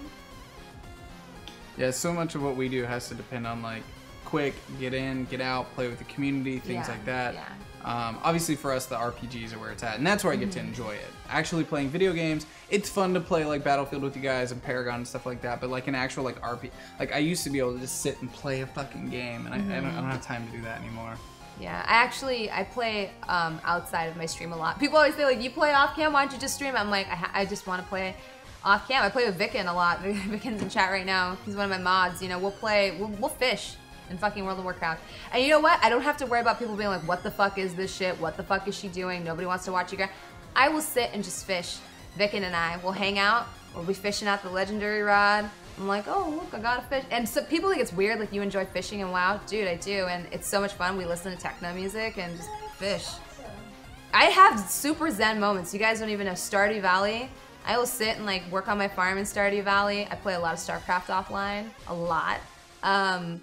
Yeah, I play tons of games offline. Rainbow Six Siege is one of my favorite games to play offline because I don't have to worry about people. Because even as a female, oh my god, people see the view count and they see like 150 viewers. This is so much higher than these other platinum ranked people. They don't realize that you've put in time and built a variety casting community, and that your community didn't come from Rainbow Six Siege. It's actually come from a variety of games, and they just bear with you playing Rainbow Six Siege. So they come in and they see that you're not great at this game, but you're higher in viewer count than a bunch of guys who are better than you, and immediately it becomes about you being a female and sucking at this game. So you feel this pressure. I just feel this weight on me all the time. I'm not gonna lie. It's honesty, I'm gonna be honest, and it sucks because there's times Thank you, HyperRPG, for introducing me to such interesting PPL like AJ, Bronze Girl, Tyler, Claudia. This is my favorite place to hang out with hosts and community. Hashtag opener show hype, hashtag backer, hashtag Renraku. Cool, cool. Oh, thank you. Goober. Thank you. Thank And my you. favorite race is Zerg. But I take it more personally because I've spent my whole life dealing with those misconceptions, like my entire life. Just simple things. I kind of described this. I used to work in a video game store, and people don't believe this, but this is real. When guys hit on you, they feel the need to insult you. Like maybe that's them being confident. So they'll ask you like, what's your favorite video game? And when you respond with like Zelda, they're like, oh yeah, most chicks like Zelda. And you're just like, okay, that's rude. And now I've changed as an individual to the point where I'm like, no, most of the planet likes fucking Zelda, you dimwit. And that's where that comes from, is years of being quiet and hearing like, you know, I remember I went into a GameStop and I was wearing a Knuckles hoodie and someone's like, do you even know what Animal Knuckles is? And I was like, he's an echidna, you fuck. But it's like grown because people were so mean to me, like, you know, oh, what class do you play in WoW? Rogue. Oh yeah, most chicks play Rogue. And it's like, okay, like I just don't feel like I can win this argument. Or saying stuff like, oh, do you like PvE or PvP? Like PvE, like, oh yeah, most chicks like PvE. And it's like, I am one of the best guilds in North America. We got a server first Nefarian down, but feel free to continue to talk down to me. And it becomes like this complex, and it's something that I take personally. And so when I'm playing a game like Rainbow Six Siege with 150 viewers and someone comes in and say, how do you have 150 viewers? You suck at this game. I'm just sitting there like, why am I playing this? Because I don't want to be put under that pressure, under that lens. It's not fun. It's not fun. It's not fun. And when I have 150 viewers and I'm playing Skyrim, people don't ask that because it's not that kind of game. So I play these games offline because I don't want to have that. Now, the higher you get in view count, the more you're put. I'm sure it happens on Hyper too.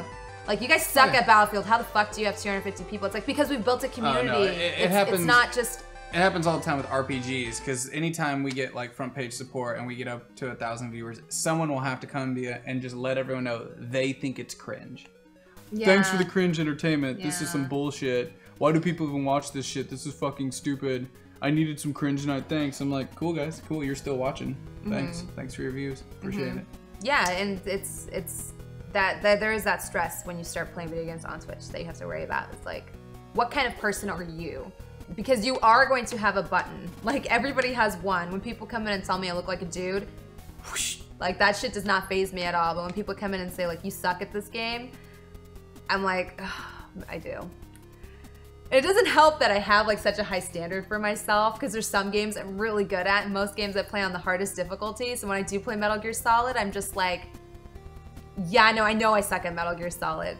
You don't have to tell me that, you know? I also like to play all the games on hard, but not because I have any prestige, but because I'm really bad at them, and it's more fun for you guys to watch if I try to play the game on hard. You know, it's more fun for you. I'm not here to be good at games for you. We all know this by now. sometimes that's not the point. I feel like guys don't have to deal with that as much. No, I don't. I feel like when a dude is entertaining and playing a game and he's bad at it, it's comedic, and when a girl is, they're like, how the fuck are you successful on Twitch? That's like, did you not see me like whoop ass on the, like, I killed Ornstein and Smo on my first playthrough of Dark Souls and I didn't summon any help and fuck you, and it's like, you have to get over it.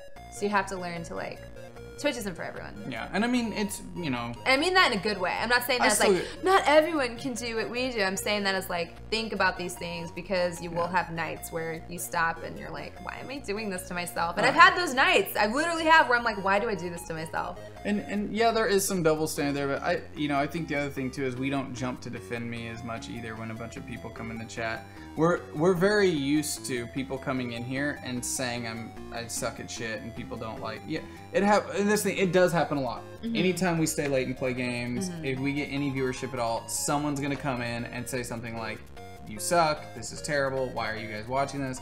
Cringe, cringe, cringe, blah blah blah blah blah, whatever.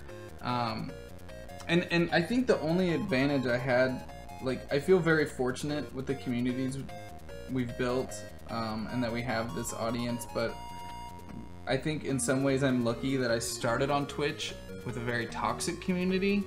And it wasn't that they themselves were toxic, it was just a very, very different community where I expected the people tuning in to only insult and to only be assholes and to only be little pieces of shit. And I hated it, mind you. And that's why I pitched to Felicia, like, we can do something really great. It's gonna be hard and we almost have to be militaristic, but it'll work. And it was hard, and when we first started that, I got a lot more shit for that. And what's interesting though is it's fucking working. Yeah. Like, the difference between a year and a half ago of trying to be this like overly positive and just smashing down on the negativity, like I got death threats from people constantly. Like, it was hardcore for a while, and just constantly accused of white knighting and you know, and just like trying to get laid and all this, whatever, you know, like just by trying to be positive. And it was really bad for a while, and then over time, like, it stopped being as bad. And I don't know if there's like more streamers started coming out and trying to be really, really positive, and like it just, now there's like at least maybe more of an understanding of like, well, fuck them, I'll just go stick to my stream. The culture's changing, and actually there's a streamer in here, Wody. Hi, Wody. I was in his stream earlier today, earlier this morning, and somebody in his chat was like, he was changing his camera size, and someone's like, oh, you should be like a girl streamer, make it to half the size of your screen. And he literally said, he's like, not all girl streamers are like that. That is a really like gross generalization. And I was like, holy crap, this is amazing. Like, people are having these conversations, and the culture is changing. And the more people who say like, that's bullshit, don't talk like, and I immediately was like, I like hit the follow. I'm like, this guy's amazing, because it's like, I didn't expect to see that, because a lot of people let that shit slide. And for somebody to be like, don't say that. Like, I know a lot of girl streamers who aren't like that. And why would you say, like, there's more people than just cleavage streamers here on Twitch. There's tons of women who have like a small camera, and there's tons of dudes that have a huge camera. Both of you, Lightbane and like, Exarch. it was cool to see we that full happen. screen all our shit. What? There's no reason to What? like attach that to a gender. Yeah. What? No, and I do think it's changing just by the lack of death threats that I've been getting. That's been a good change. So yeah. Part of it could have been. Well, I know, like, I can't deny that part of it was because I was representing Felicia's project. And this was right around the time Gamergate shit was. Oh, yeah. So for a little while, I know some of us from that. And then after making an appearance at TwitchCon and talking about community and stuff like that, it got really bad again for a while. But then over time, like, we've seen a pretty drastic change. And especially like the difference between this year's TwitchCon and last year's TwitchCon, I think that showed, even from Twitch's standpoint, that they're trying. Somebody there is making headway. Yeah. Because the overall feeling and tone of that was still, and they still have a long way to go. Yeah. But the overall tone and feeling was much more inclusive and supportive than the year before. And I know they have a long way to go, but we can do it together. Yeah, guys, we are changing it ultimately, because I think what's great now and what we've been able to do at Hyper that we didn't get to do last year is that we do try to spread it out more, and we do find other streamers that have similar attitudes and raid them and host them and creating this, like, and that helps, like, over time, like, if more and more streamers that don't want to deal with that bullshit keep spreading out their audiences, it's going to start helping change things from the inside. Because, you know, at the end of the day, I understand that a lot of people that talk like that are fucking 12 or 14-year-old kids lots of times. Yeah. The worst is when you find out they're full-grown adults that are just pieces of shit. But sometimes, knowing the statistics of all the people that watch Twitch, they're gonna be kids that just don't know that what they're saying is wrong because they've been taught this is a culture around how you speak here. So we have to change. And the you culture. change them.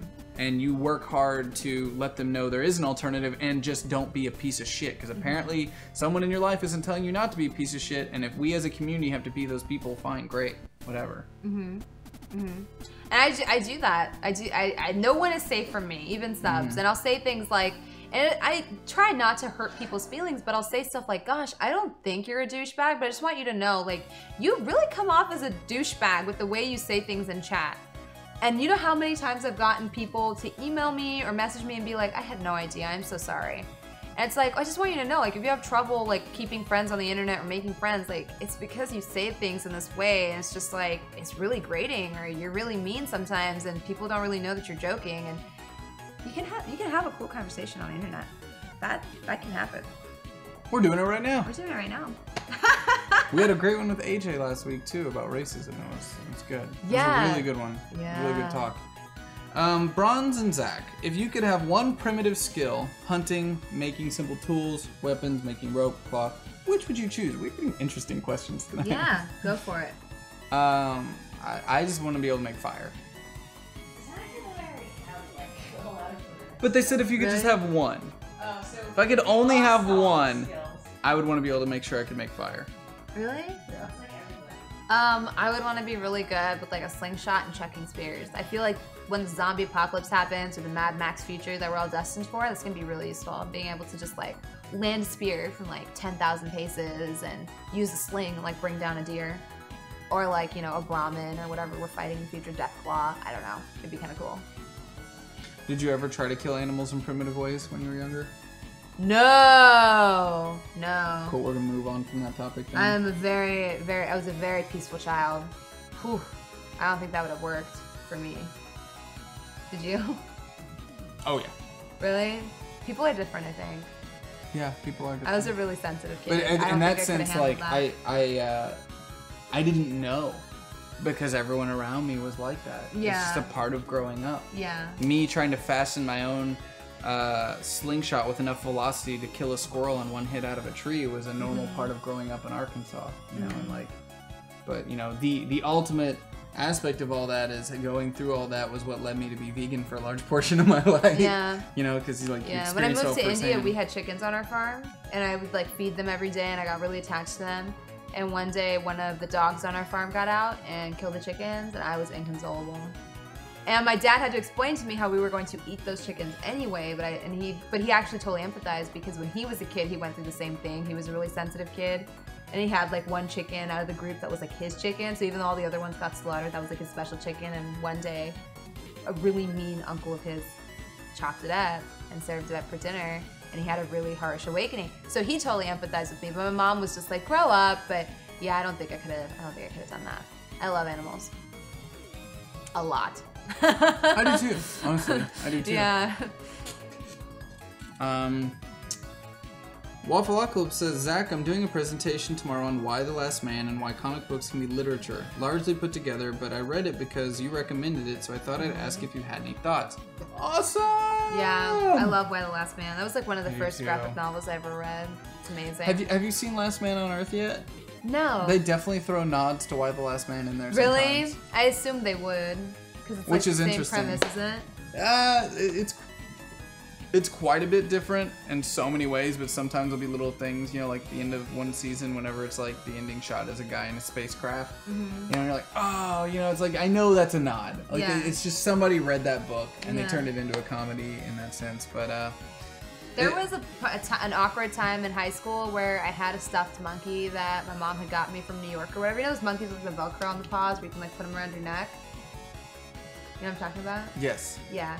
I had one of those, and I actually made it a t-shirt that said ampersand on it. And I would like walk around with Nice. them, and it was like my monkey. I still, to this day, think that the last couple pages of Y the Last Man are my favorite last couple pages of any graphic novel ever. I can agree with that. That It's fucking an amazing, ending it's an amazing book. had me devastated, Yeah. but in like a good way. Yeah. I just, Yeah. those ending frames, the way they were put together, and after going on that journey with him, it all felt like so. Bye, Emily. I gotta reread the book again. Actually, I started not too long ago, and I got back halfway through. I need to just finish it. Bronze, tell us how many reiterations of the same bad cocaine joke is too many. Oh, that's because the white hand of Saruman. Oh, Remember I was telling you? Yeah, people make weird cocaine jokes about it, and I'm like, it doesn't even look like cocaine. If you have to ask how many times a joke is too many, like to be bet, that's your answer. 2. It's too much. Somebody says, Zach, that is why I'm mostly a lurker. I know what I like when I see it, but I have no idea how to make it better. You guys seem to work things out pretty well so far. And when it comes to Bronze, I like the way you handle assholes on your stream, and Glitch is turning out to be a complex, necessary character. Cool, cool. Simtier says, here's a question for both of you. If you each could have your own theme song, what would it be? I've got one. You do? Yeah, I have a theme song. What is it? It's the Overlord song. Oh, There's you like have like 6 a... different versions of it. Oh, well, shit. It's on the internet. You can Google that shit. I've got my theme song. What would your theme song be? What would my theme song be? Is this it? My theme song? Yeah. No. Oh, I don't There's know. nobody here running that board. Oh, well, the music changed. I thought maybe it was your theme song. My theme song would be, I'm just gonna name a random song because I don't have the, I can't think of it on the spot right now. The Easy Street song from the latest Walking Dead episode. 'Cause now you're on Easy Street. It's easy as 1, 2, 3. That'd be my theme song. There you go. If you haven't watched the newest Walking Dead episode, that made no sense. But if you have, you know exactly what I'm talking about. Holy Diver. Actually, Ungoliant, my subs Holy know me so Diver? well. Holy Diver. I'm lying. Holy Diver would actually be my theme song.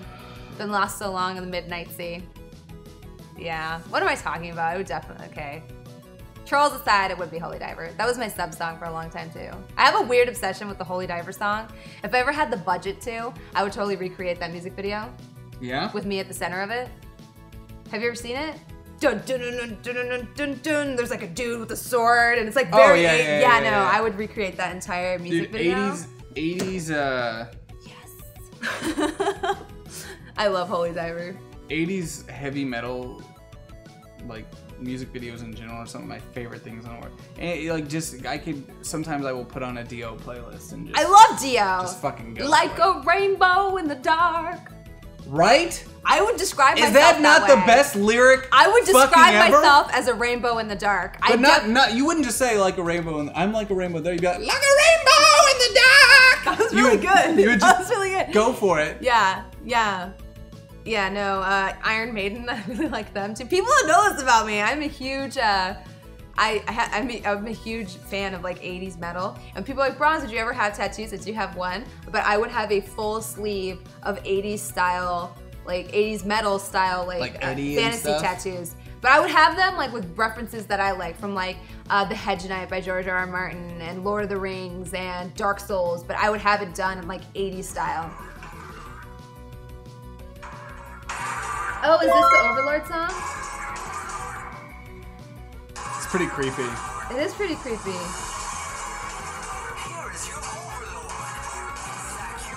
It's very nice and friendly. It's very like. You Huggy. sound like maybe you're a It's not me. supervillain, but it sounds like you're maybe a supervillain. Like a kooky supervillain who thinks he's the good guy. Okay, I really like that though. So when do you play this? We used to play it all the fucking time, and then it got old. That's awesome though. There's a lot of versions. That's awesome though. I like it. Good old Alex. You met Alex. Yes. Yes. That's what Alex does. He's a musician. Oh, look at all this Overlord spam. Yep. I love it. The Pillow Lord song is even worse. Yeah, there's a Pillow Lord and a Snuggle Lord. There's a bunch. It's kind of, it's a weird life we live. It's a weird life. That's awesome. Let's see. Question from AJ. Who is your favorite Vanquish character and why is it Cross? My favorite Vanquished character is, I know this is not going to come as a surprise, it's actually Erida. Yeah. I'm not going to say anything because I have to remain completely unbiased. Yeah, no, and then I love all the players, my favorite character is Erida.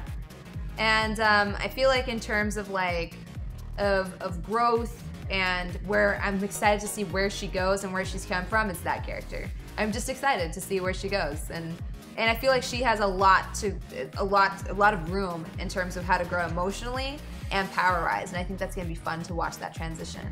So, yeah, and my character likes her too, and that helps. Our characters are best friends, yeah. So. This is a good question by Builderus. When I run in 2020, who will be my vice president? What's gonna be the chat room? That's the idea. I'm running for president, and the chat room as a hive mind will be my vice president. I will have Pillowzack code something for you guys. We'll be able to just have you speaking as if you were a, and yes, that I understand how that sounds, and I'll be able to address the American public that way. Yes, I would like to announce my candidacy and that of my vice president, the Hyper RPG chat room as coded by Pillowzack. So they would be like Legion from Mass Effect. Yes. Would you have like a physical representation of them, like the way Legion is, but he speaks for the hive mind? I think it should just be this like TV up sideways kind of thing. Okay. And we just have like Pillowzack's coded something where it's just like this is the gist of what they're trying to say. Yeah. It'd be like butts. Most likely. Oh God! Donate $300 to have Zach give his presidency speech blindfolded. It'd be so bad. You do that shit? I could do that shit all day. Off the cuff, presidency speech. Off the fucking speech. cuff. Trying to start a war. You kidding me? Speaking of growth, Zach, you've mentioned Hyper isn't where you expected when you started, so where did you expect it to be and how far short will it be at the end of the year? I love these kinds of questions. About 10,000 subscribers short of where we were supposed to be by the end of the year. Would you like to ask more questions that make me want to cry every night to sleep?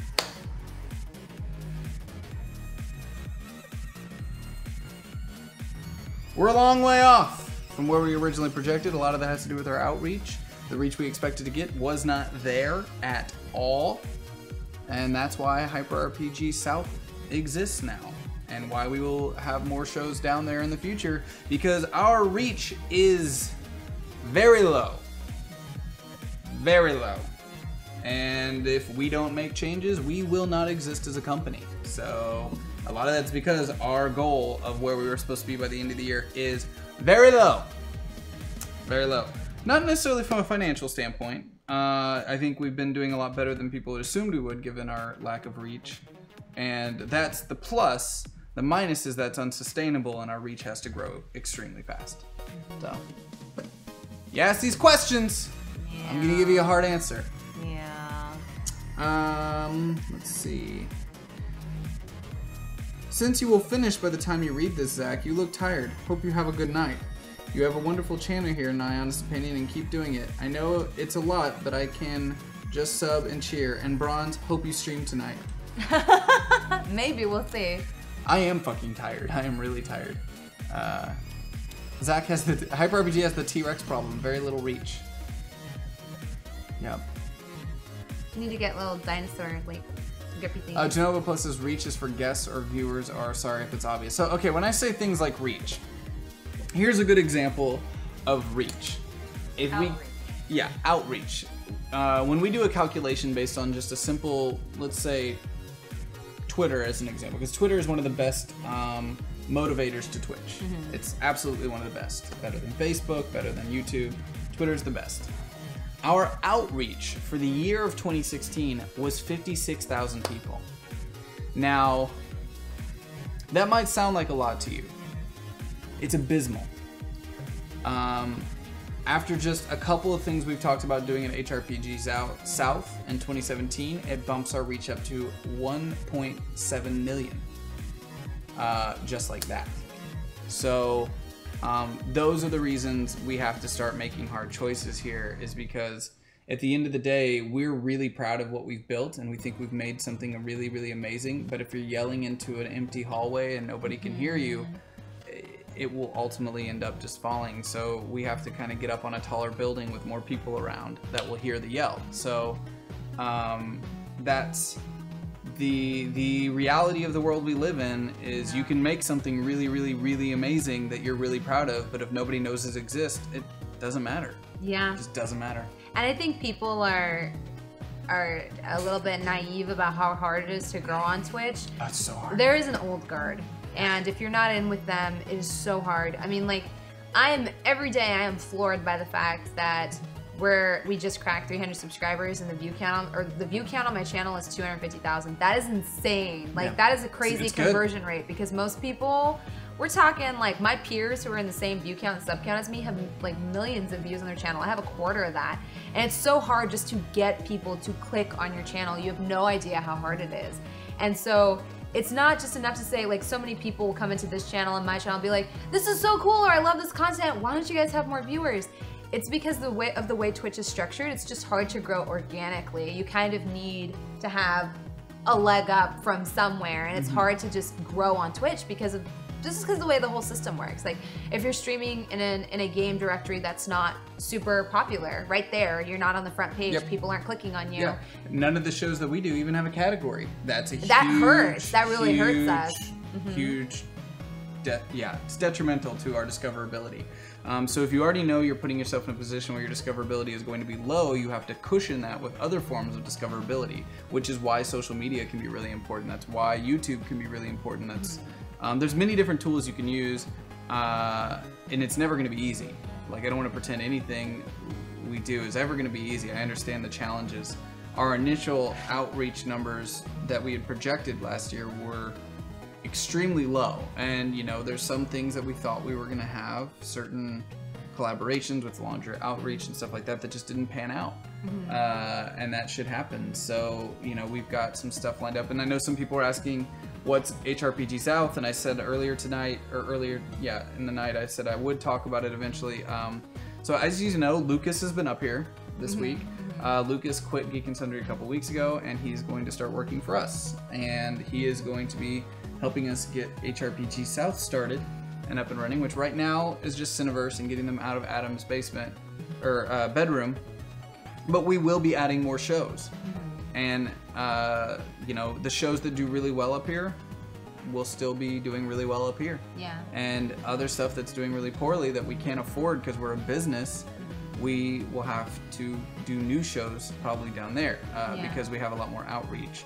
And I think we're in a really unique position because Lucas and I both built up a prestige down there where we have a lot of talent that trusts us, that we can utilize, that has really great outreach. And up here we've been able to build prestige in the industry. So that's why we want to keep both studios. We don't want to just pick one or the other, because I think that's a huge mistake. So this idea of us being able to keep a studio up here, thank you, Kid the Traveler, for that host. Being able to keep a studio up here in Seattle, which gives us access to amazing game developers and some awesome streamers that we've worked with, is awesome. And we have this studio that's really, really great. And you're not going to find space like this in LA for this kind of price. You just won't. So that gives us the ability up here to do really cool, like, big streams, events, and continue doing our awesome RPGs up here that do really well and that make money and that can allow us to survive as a business. Down in LA, we'll probably do more personal kind of talent-based shows that allow us to use what they're giving us, which is reach and outreach to, and more access to more people. The great thing for you guys as an audience is it doesn't make much difference to you. You're watching remotely from wherever the fuck in the world. Same overlays, same sub-songs, same hosts you know and love, and then some. Like, you get to basically get the best of everything in your position. On us, it's a lot of work, and it's a lot of fear, and it's a lot of doubt, and, you know, excitement at the same time. But it, you know, it's always risky to do this kind of stuff. It was risky to come up here in the first place, and it'll be risky to then split to two. But we're kind of in a position where we have to. Hey! Subscriber.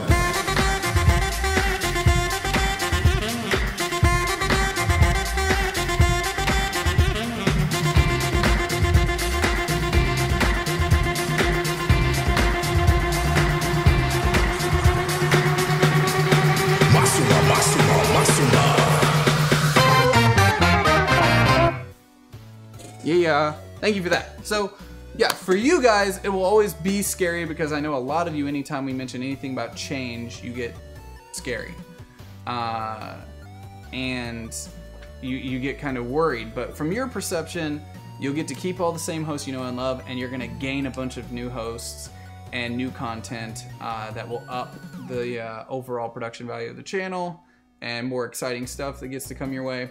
And then we get to expose to more new people, which is what we really need. We need more new people watching. We need, if nobody knows we exist, we fail to exist. So it's the sad truth of running this as a company. If we were, you know, just me sitting at home, I would have a lot more room to experiment, but that's the downside of us being a big company, is that we have people's salaries and health insurance on the line. So we got to make hard decisions sometimes. And I don't think anybody ever wants to cancel a show. No. I don't think that's ever the case. And we'll let you know when we know what that is. Like right now, we don't know what show. I know that our big RPGs that make money, we won't cancel them because they're doing well. And it would be really stupid for us to do that as a business. Shows that are losing us money, which right now is like a lot of them, you know, we'll have to reassess. And but it's not like you're gonna lose hosts. The people we love will be here because we like them and we like everybody up here. So it will be an interesting couple months, you know, so be excited. There will be a lot of changes coming up soon, a lot of announcements coming soon as we figure out new shows and new hosts that we get to bring into the fold. It's going to be exciting. I'm really excited. Lucas is really excited. It's going to be an interesting couple months. So, but and then, you know, immediate future. Ooh, change. I know it's always nerve-wracking to talk about it because, you know, Twitch is a place of routine. It really is. And that's why that reach we were talking about is so hard, because a lot of people log in and they look at who they're following, and that's the people that they watch. And a lot of people in chat said that too. And so what happens is, like, most of the people you know, you'll notice that you found them through them hosting and rating other people that you know, and then you were somehow dumped into that channel or exposed to that person. Maybe they did a duo stream together sometime and you liked them. So most of your interaction on Twitch is because of that. Because it's not super browser friendly, the way like YouTube, you can kind of just browse and find things. Yeah, that's and not once really you how find Twitch one works. thing, it tells you, hey, I bet you like this too. And with Twitch, that is on the part of the streamers to sort of force that networking.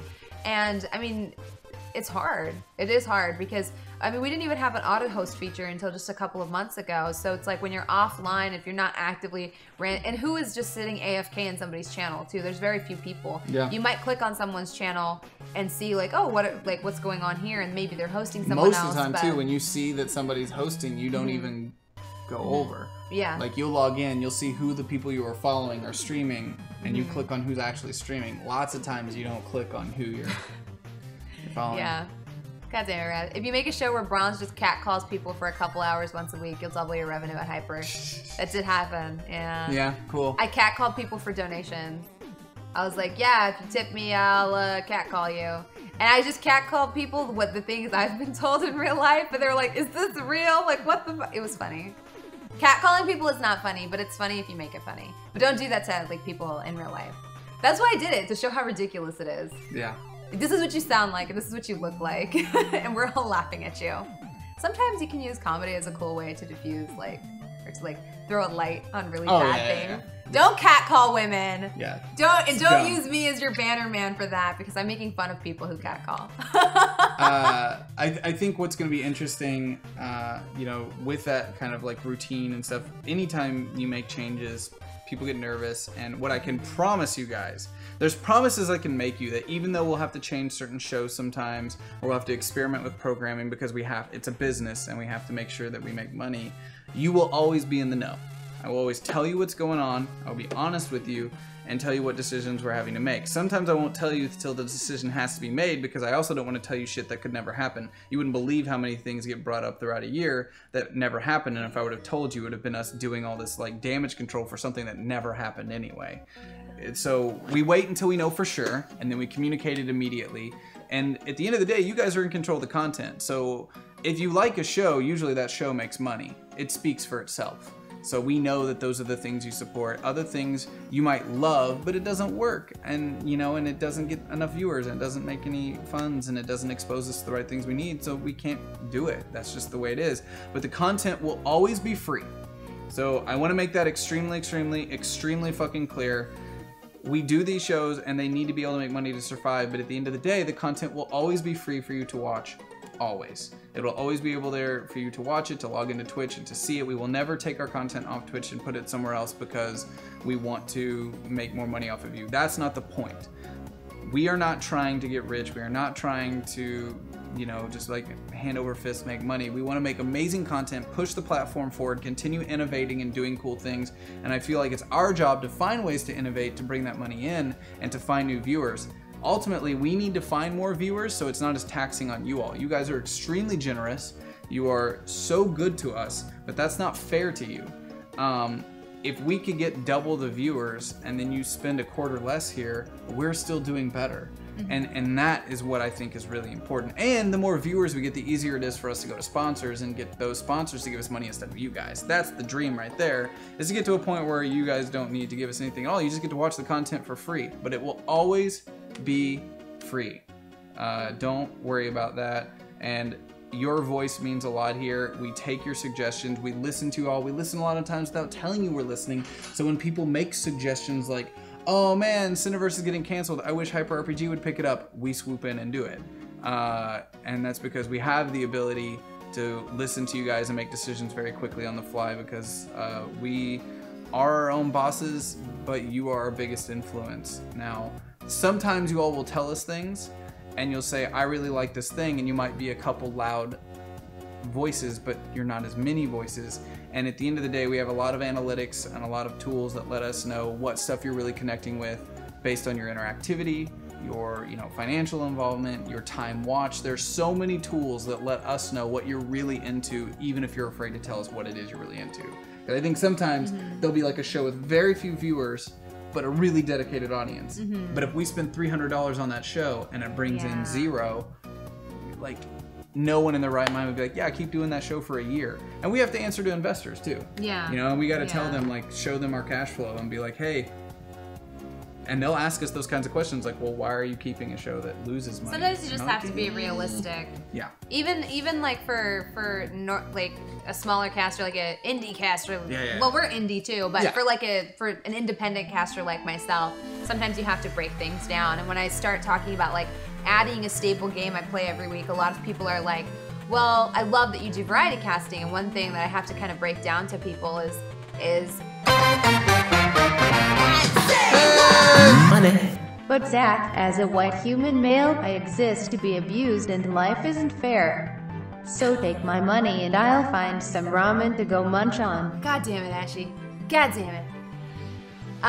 But sometimes you have to be real with your audience, and as much people don't want to talk about money, but I have to kind of tell people, like, I didn't used to be a full-time streamer, but now this is kind of it. So if adding a day a week where I play an MMO or one stable game means I can double or triple my sub count, then I kind of have to go for that. But I don't want to compromise on my values on what I do. Sometimes you do have to make hard decisions.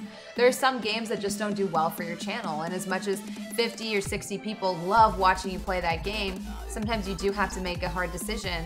I mean, I never go full sellout and play games I don't believe in, or just do new release games. I almost hardly ever do day one games or new release games, even though those are easy clickbait, because I do want to build something, but you have to walk that line of like, how do I not compromise on my values as a caster and what I want to bring to this platform, but also keep it to where I'm growing as a channel and I can make this profitable for myself. Agreed. Which is kind of what we have to do here on a bigger scale. Yeah. Nobody wants shows to get canceled. I don't think it's not like, oh, they cut trivia hops. All they care about is money. No, I mean that's the thing. It's like they were our ideas. These weren't somebody else's ideas that came down from on high and said you need to do this thing or this thing. It's like they were our ideas, so of course we like them. So anytime that we have to then go, shit, that idea didn't work, it sucks for us, because then it's like, well, back to the drawing board. We got to figure this out. And you know, like, part of the reason you'll see right now that we're not filling certain time slots and we're doing a lot more of me gaming or other people gaming with the audience is because we're keeping those time slots open for bigger shows that we're building up to, because we don't want to do something half-assed and then have you get attached to it and then just take it away from you again. So when we know that something half-assed isn't going to get enough to sustain, we're holding off on that time slot completely, knowing that we'll have something bigger to fill into it later. and not have to take another thing away from you, because we've learned enough now to know what shows we're doing here are working and are making money. Hey! Subscriber. Thank you, Bernie Goodenoopa. I don't know how to say your name, and I apologize, but thank you for your subscription. Very much appreciated. I like the little mermaid guy. I'm enjoying that. Masuna, Masuna, Masuna. Boom. Thank you for that, and thank you for that follow, Panther Modern. Very much appreciated. But yeah, we know this stuff isn't easy to talk about, and I know people get stressed about it anytime I bring anything up about that. And I get way nervous than you guys ever would, believe me, because I want to be honest with you, and it's really hard as a CEO to look to people and be like, hey, we made things that aren't working. And we know they're not working because they're losing us money. And that's always a hard thing to admit to you guys. And you all shouldn't feel at fault for that. It's on us. And ultimately, it's on us for then putting you in a position where you got really attached to a show that might not be working, and then we have to take it away because it's not. Like, that's on us. And I know that, and it's hard to come out and openly admit, like, that was a mistake. I made a mistake. But we are very excited about our future, and 2017 is looking fucking rad. We're really excited about it. We think it's going to be the jumping off point that we need, the turning around point. We've got some really big plans, you know, and just stuff like Cineverse is just the start. And, you know, and it's not, and that's the thing too, like, a lot of people are I think, going to make a jump assumption that, like, oh, well, if they're doing HRPG South, are they just going to abandon all the stuff that's up here? Like I said, your RPG shows up here that are doing great, they're not going anywhere. They're doing well. And we're not going to cancel anything that's doing well. And in fact, we're about to bring on a couple other things into the Seattle area that I think you guys are going to be fucking ecstatic for. But to you guys, location shouldn't matter. Because it's all the same stream and the same output when you tune in, as long as it's the same feeling. Did you just dab to sneeze? Yep. Cool, great. So If I'm gonna sneeze, I might as well be safe, Yeah. clean, and hip about it. yeah, so at the end of the day, Open Legend's gonna be amazing. Yeah. I'm nervous, but I have high hopes for it. yeah. But And I'm if it nervous. goes well, we keep that. It's just so different than anything else we've done on this channel. Like I said, it has a lot of moving parts, and I'm nervous. But I mean, nervous is good. I think that means we all have really high expectations for it. I just didn't expect it to happen. Like, I thought it was kind of like a joke. Like, oh, it's a one-shot, and like, oh, this should be an ongoing, haha. I literally joked about it during the episode about like, yep, now it's time to tell Zach that I'm the best GM, better than him, #1 Duke of New York, and I should get my own show. And then it happened. Well, because the audience demanded it. And Yeah. I think that's another example of, like, when you guys connect to something and you say, we like that and we want more of it, we do it. Because at the end of the day, you guys are our biggest investors and we listen to you. And like I said, sometimes we know better because of the analytics we're taking. You may not know to tell us. Like Trivia Hops is a good example. I know some people really love that show. At the end of the day, we see how much money it cost us, we see how much money it's not making, and we see activity drop off, numbers drop off, minutes watched dropped off, all these other things. And it's like, yeah, there are people who are going to be diehards about it, but generally as a whole, out of our entire base of 1,600 subscribers, a large percentage was over it. So we got to move on. It's just the way it is. I am behind that, Genova. Next year we grow, expand the schedule, introduce Bronze's new show, Handing Out Naps with Solo Bronzo. I'm down with that. Handing I would out love naps. to I have. love that. I would I love love that to phrase. have I a love saying fucking that. nap stream. Where we nap? Yeah, just On call it stream? performance art.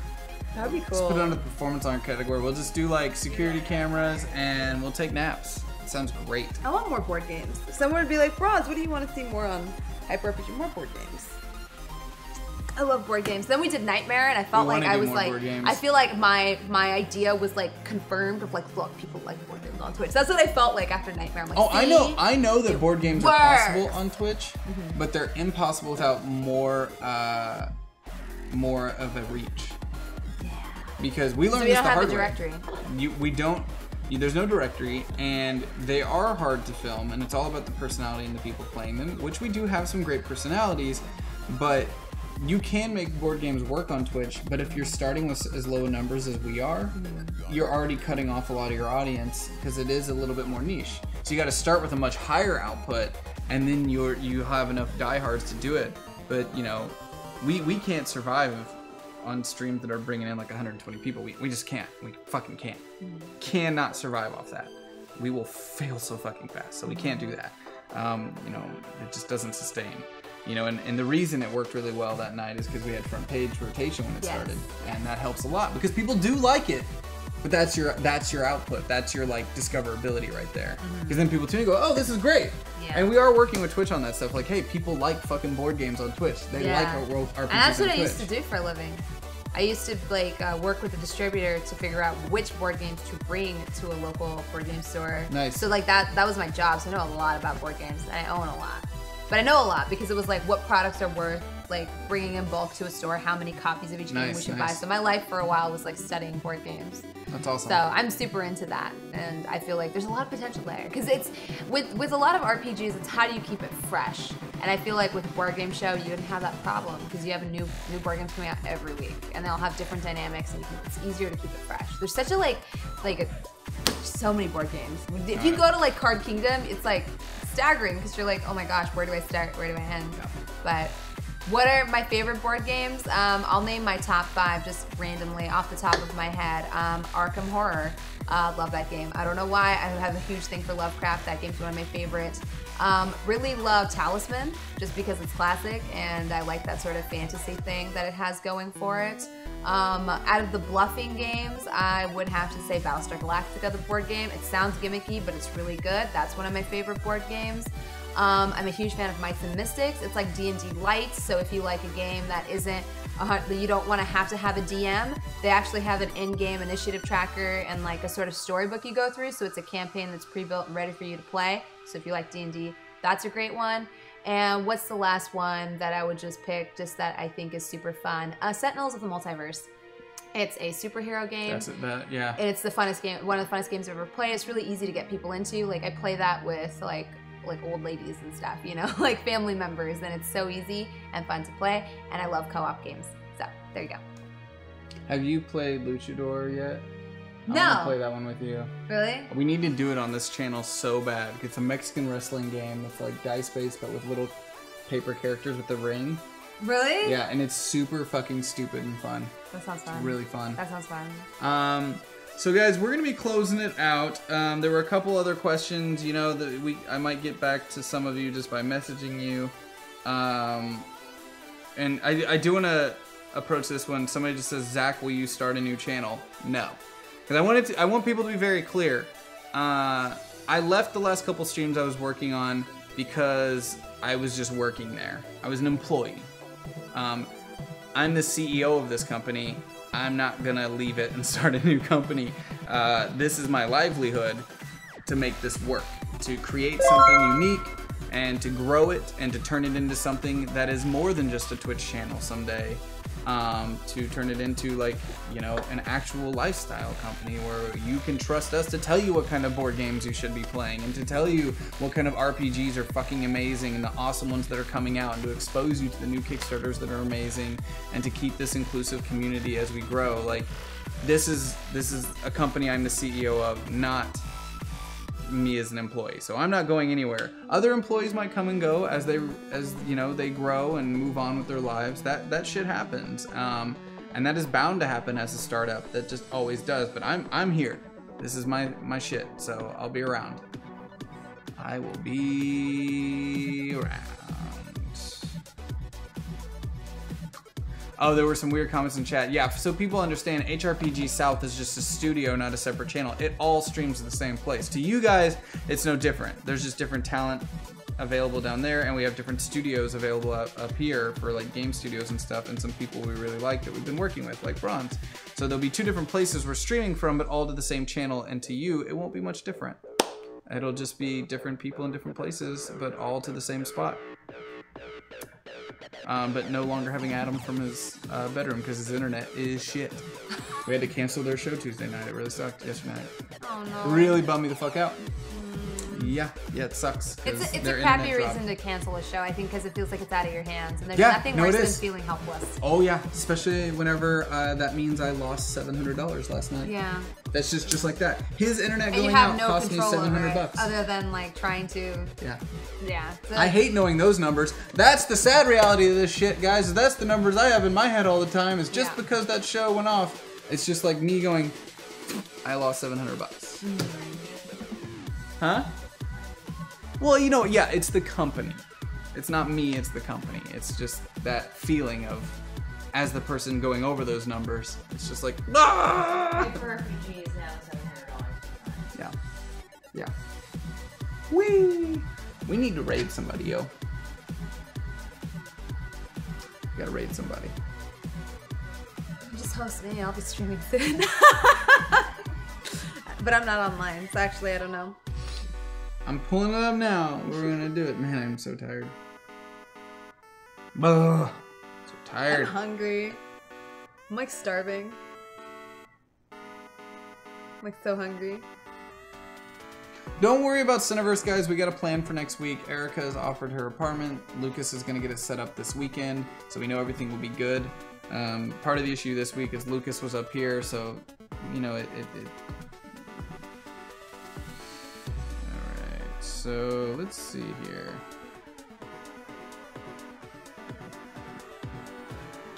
What do you think? What do you think? Oh, I love her. Yeah? Yeah, we should totally Let's do it. Trihex. We're gonna raid Trihex, Yay! guys! I was just telling you guys about him. I love Trihex. Cool. We'll do that. So Trihex is who we're raiding, guys. It's Trihex. If you want to put that command into the chat. Let's go say hi to Trihex. He's super awesome. Alright. I'm like watching you do this on mobile. I'm like, oh my god, I this know, seems right? like such a pain. The joy of being away from my computer. You guys get that raid command in there? I'm waiting on that. I'm waiting on that.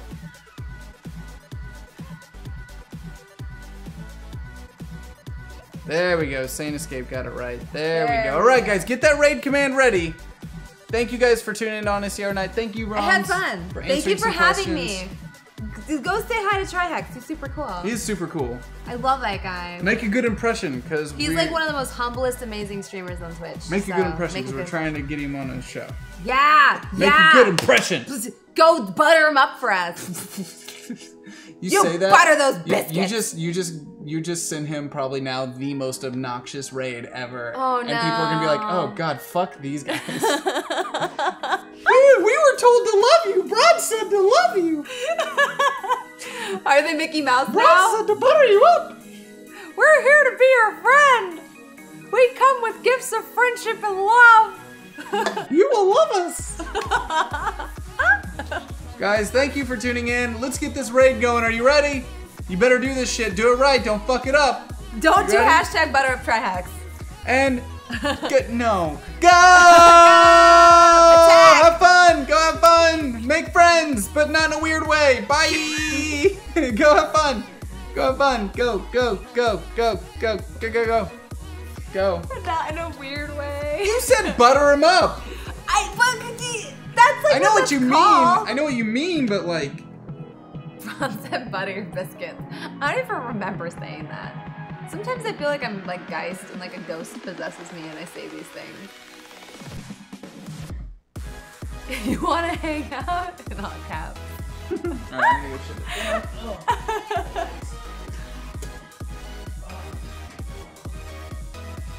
Oh man. I need food. I need a sandwich.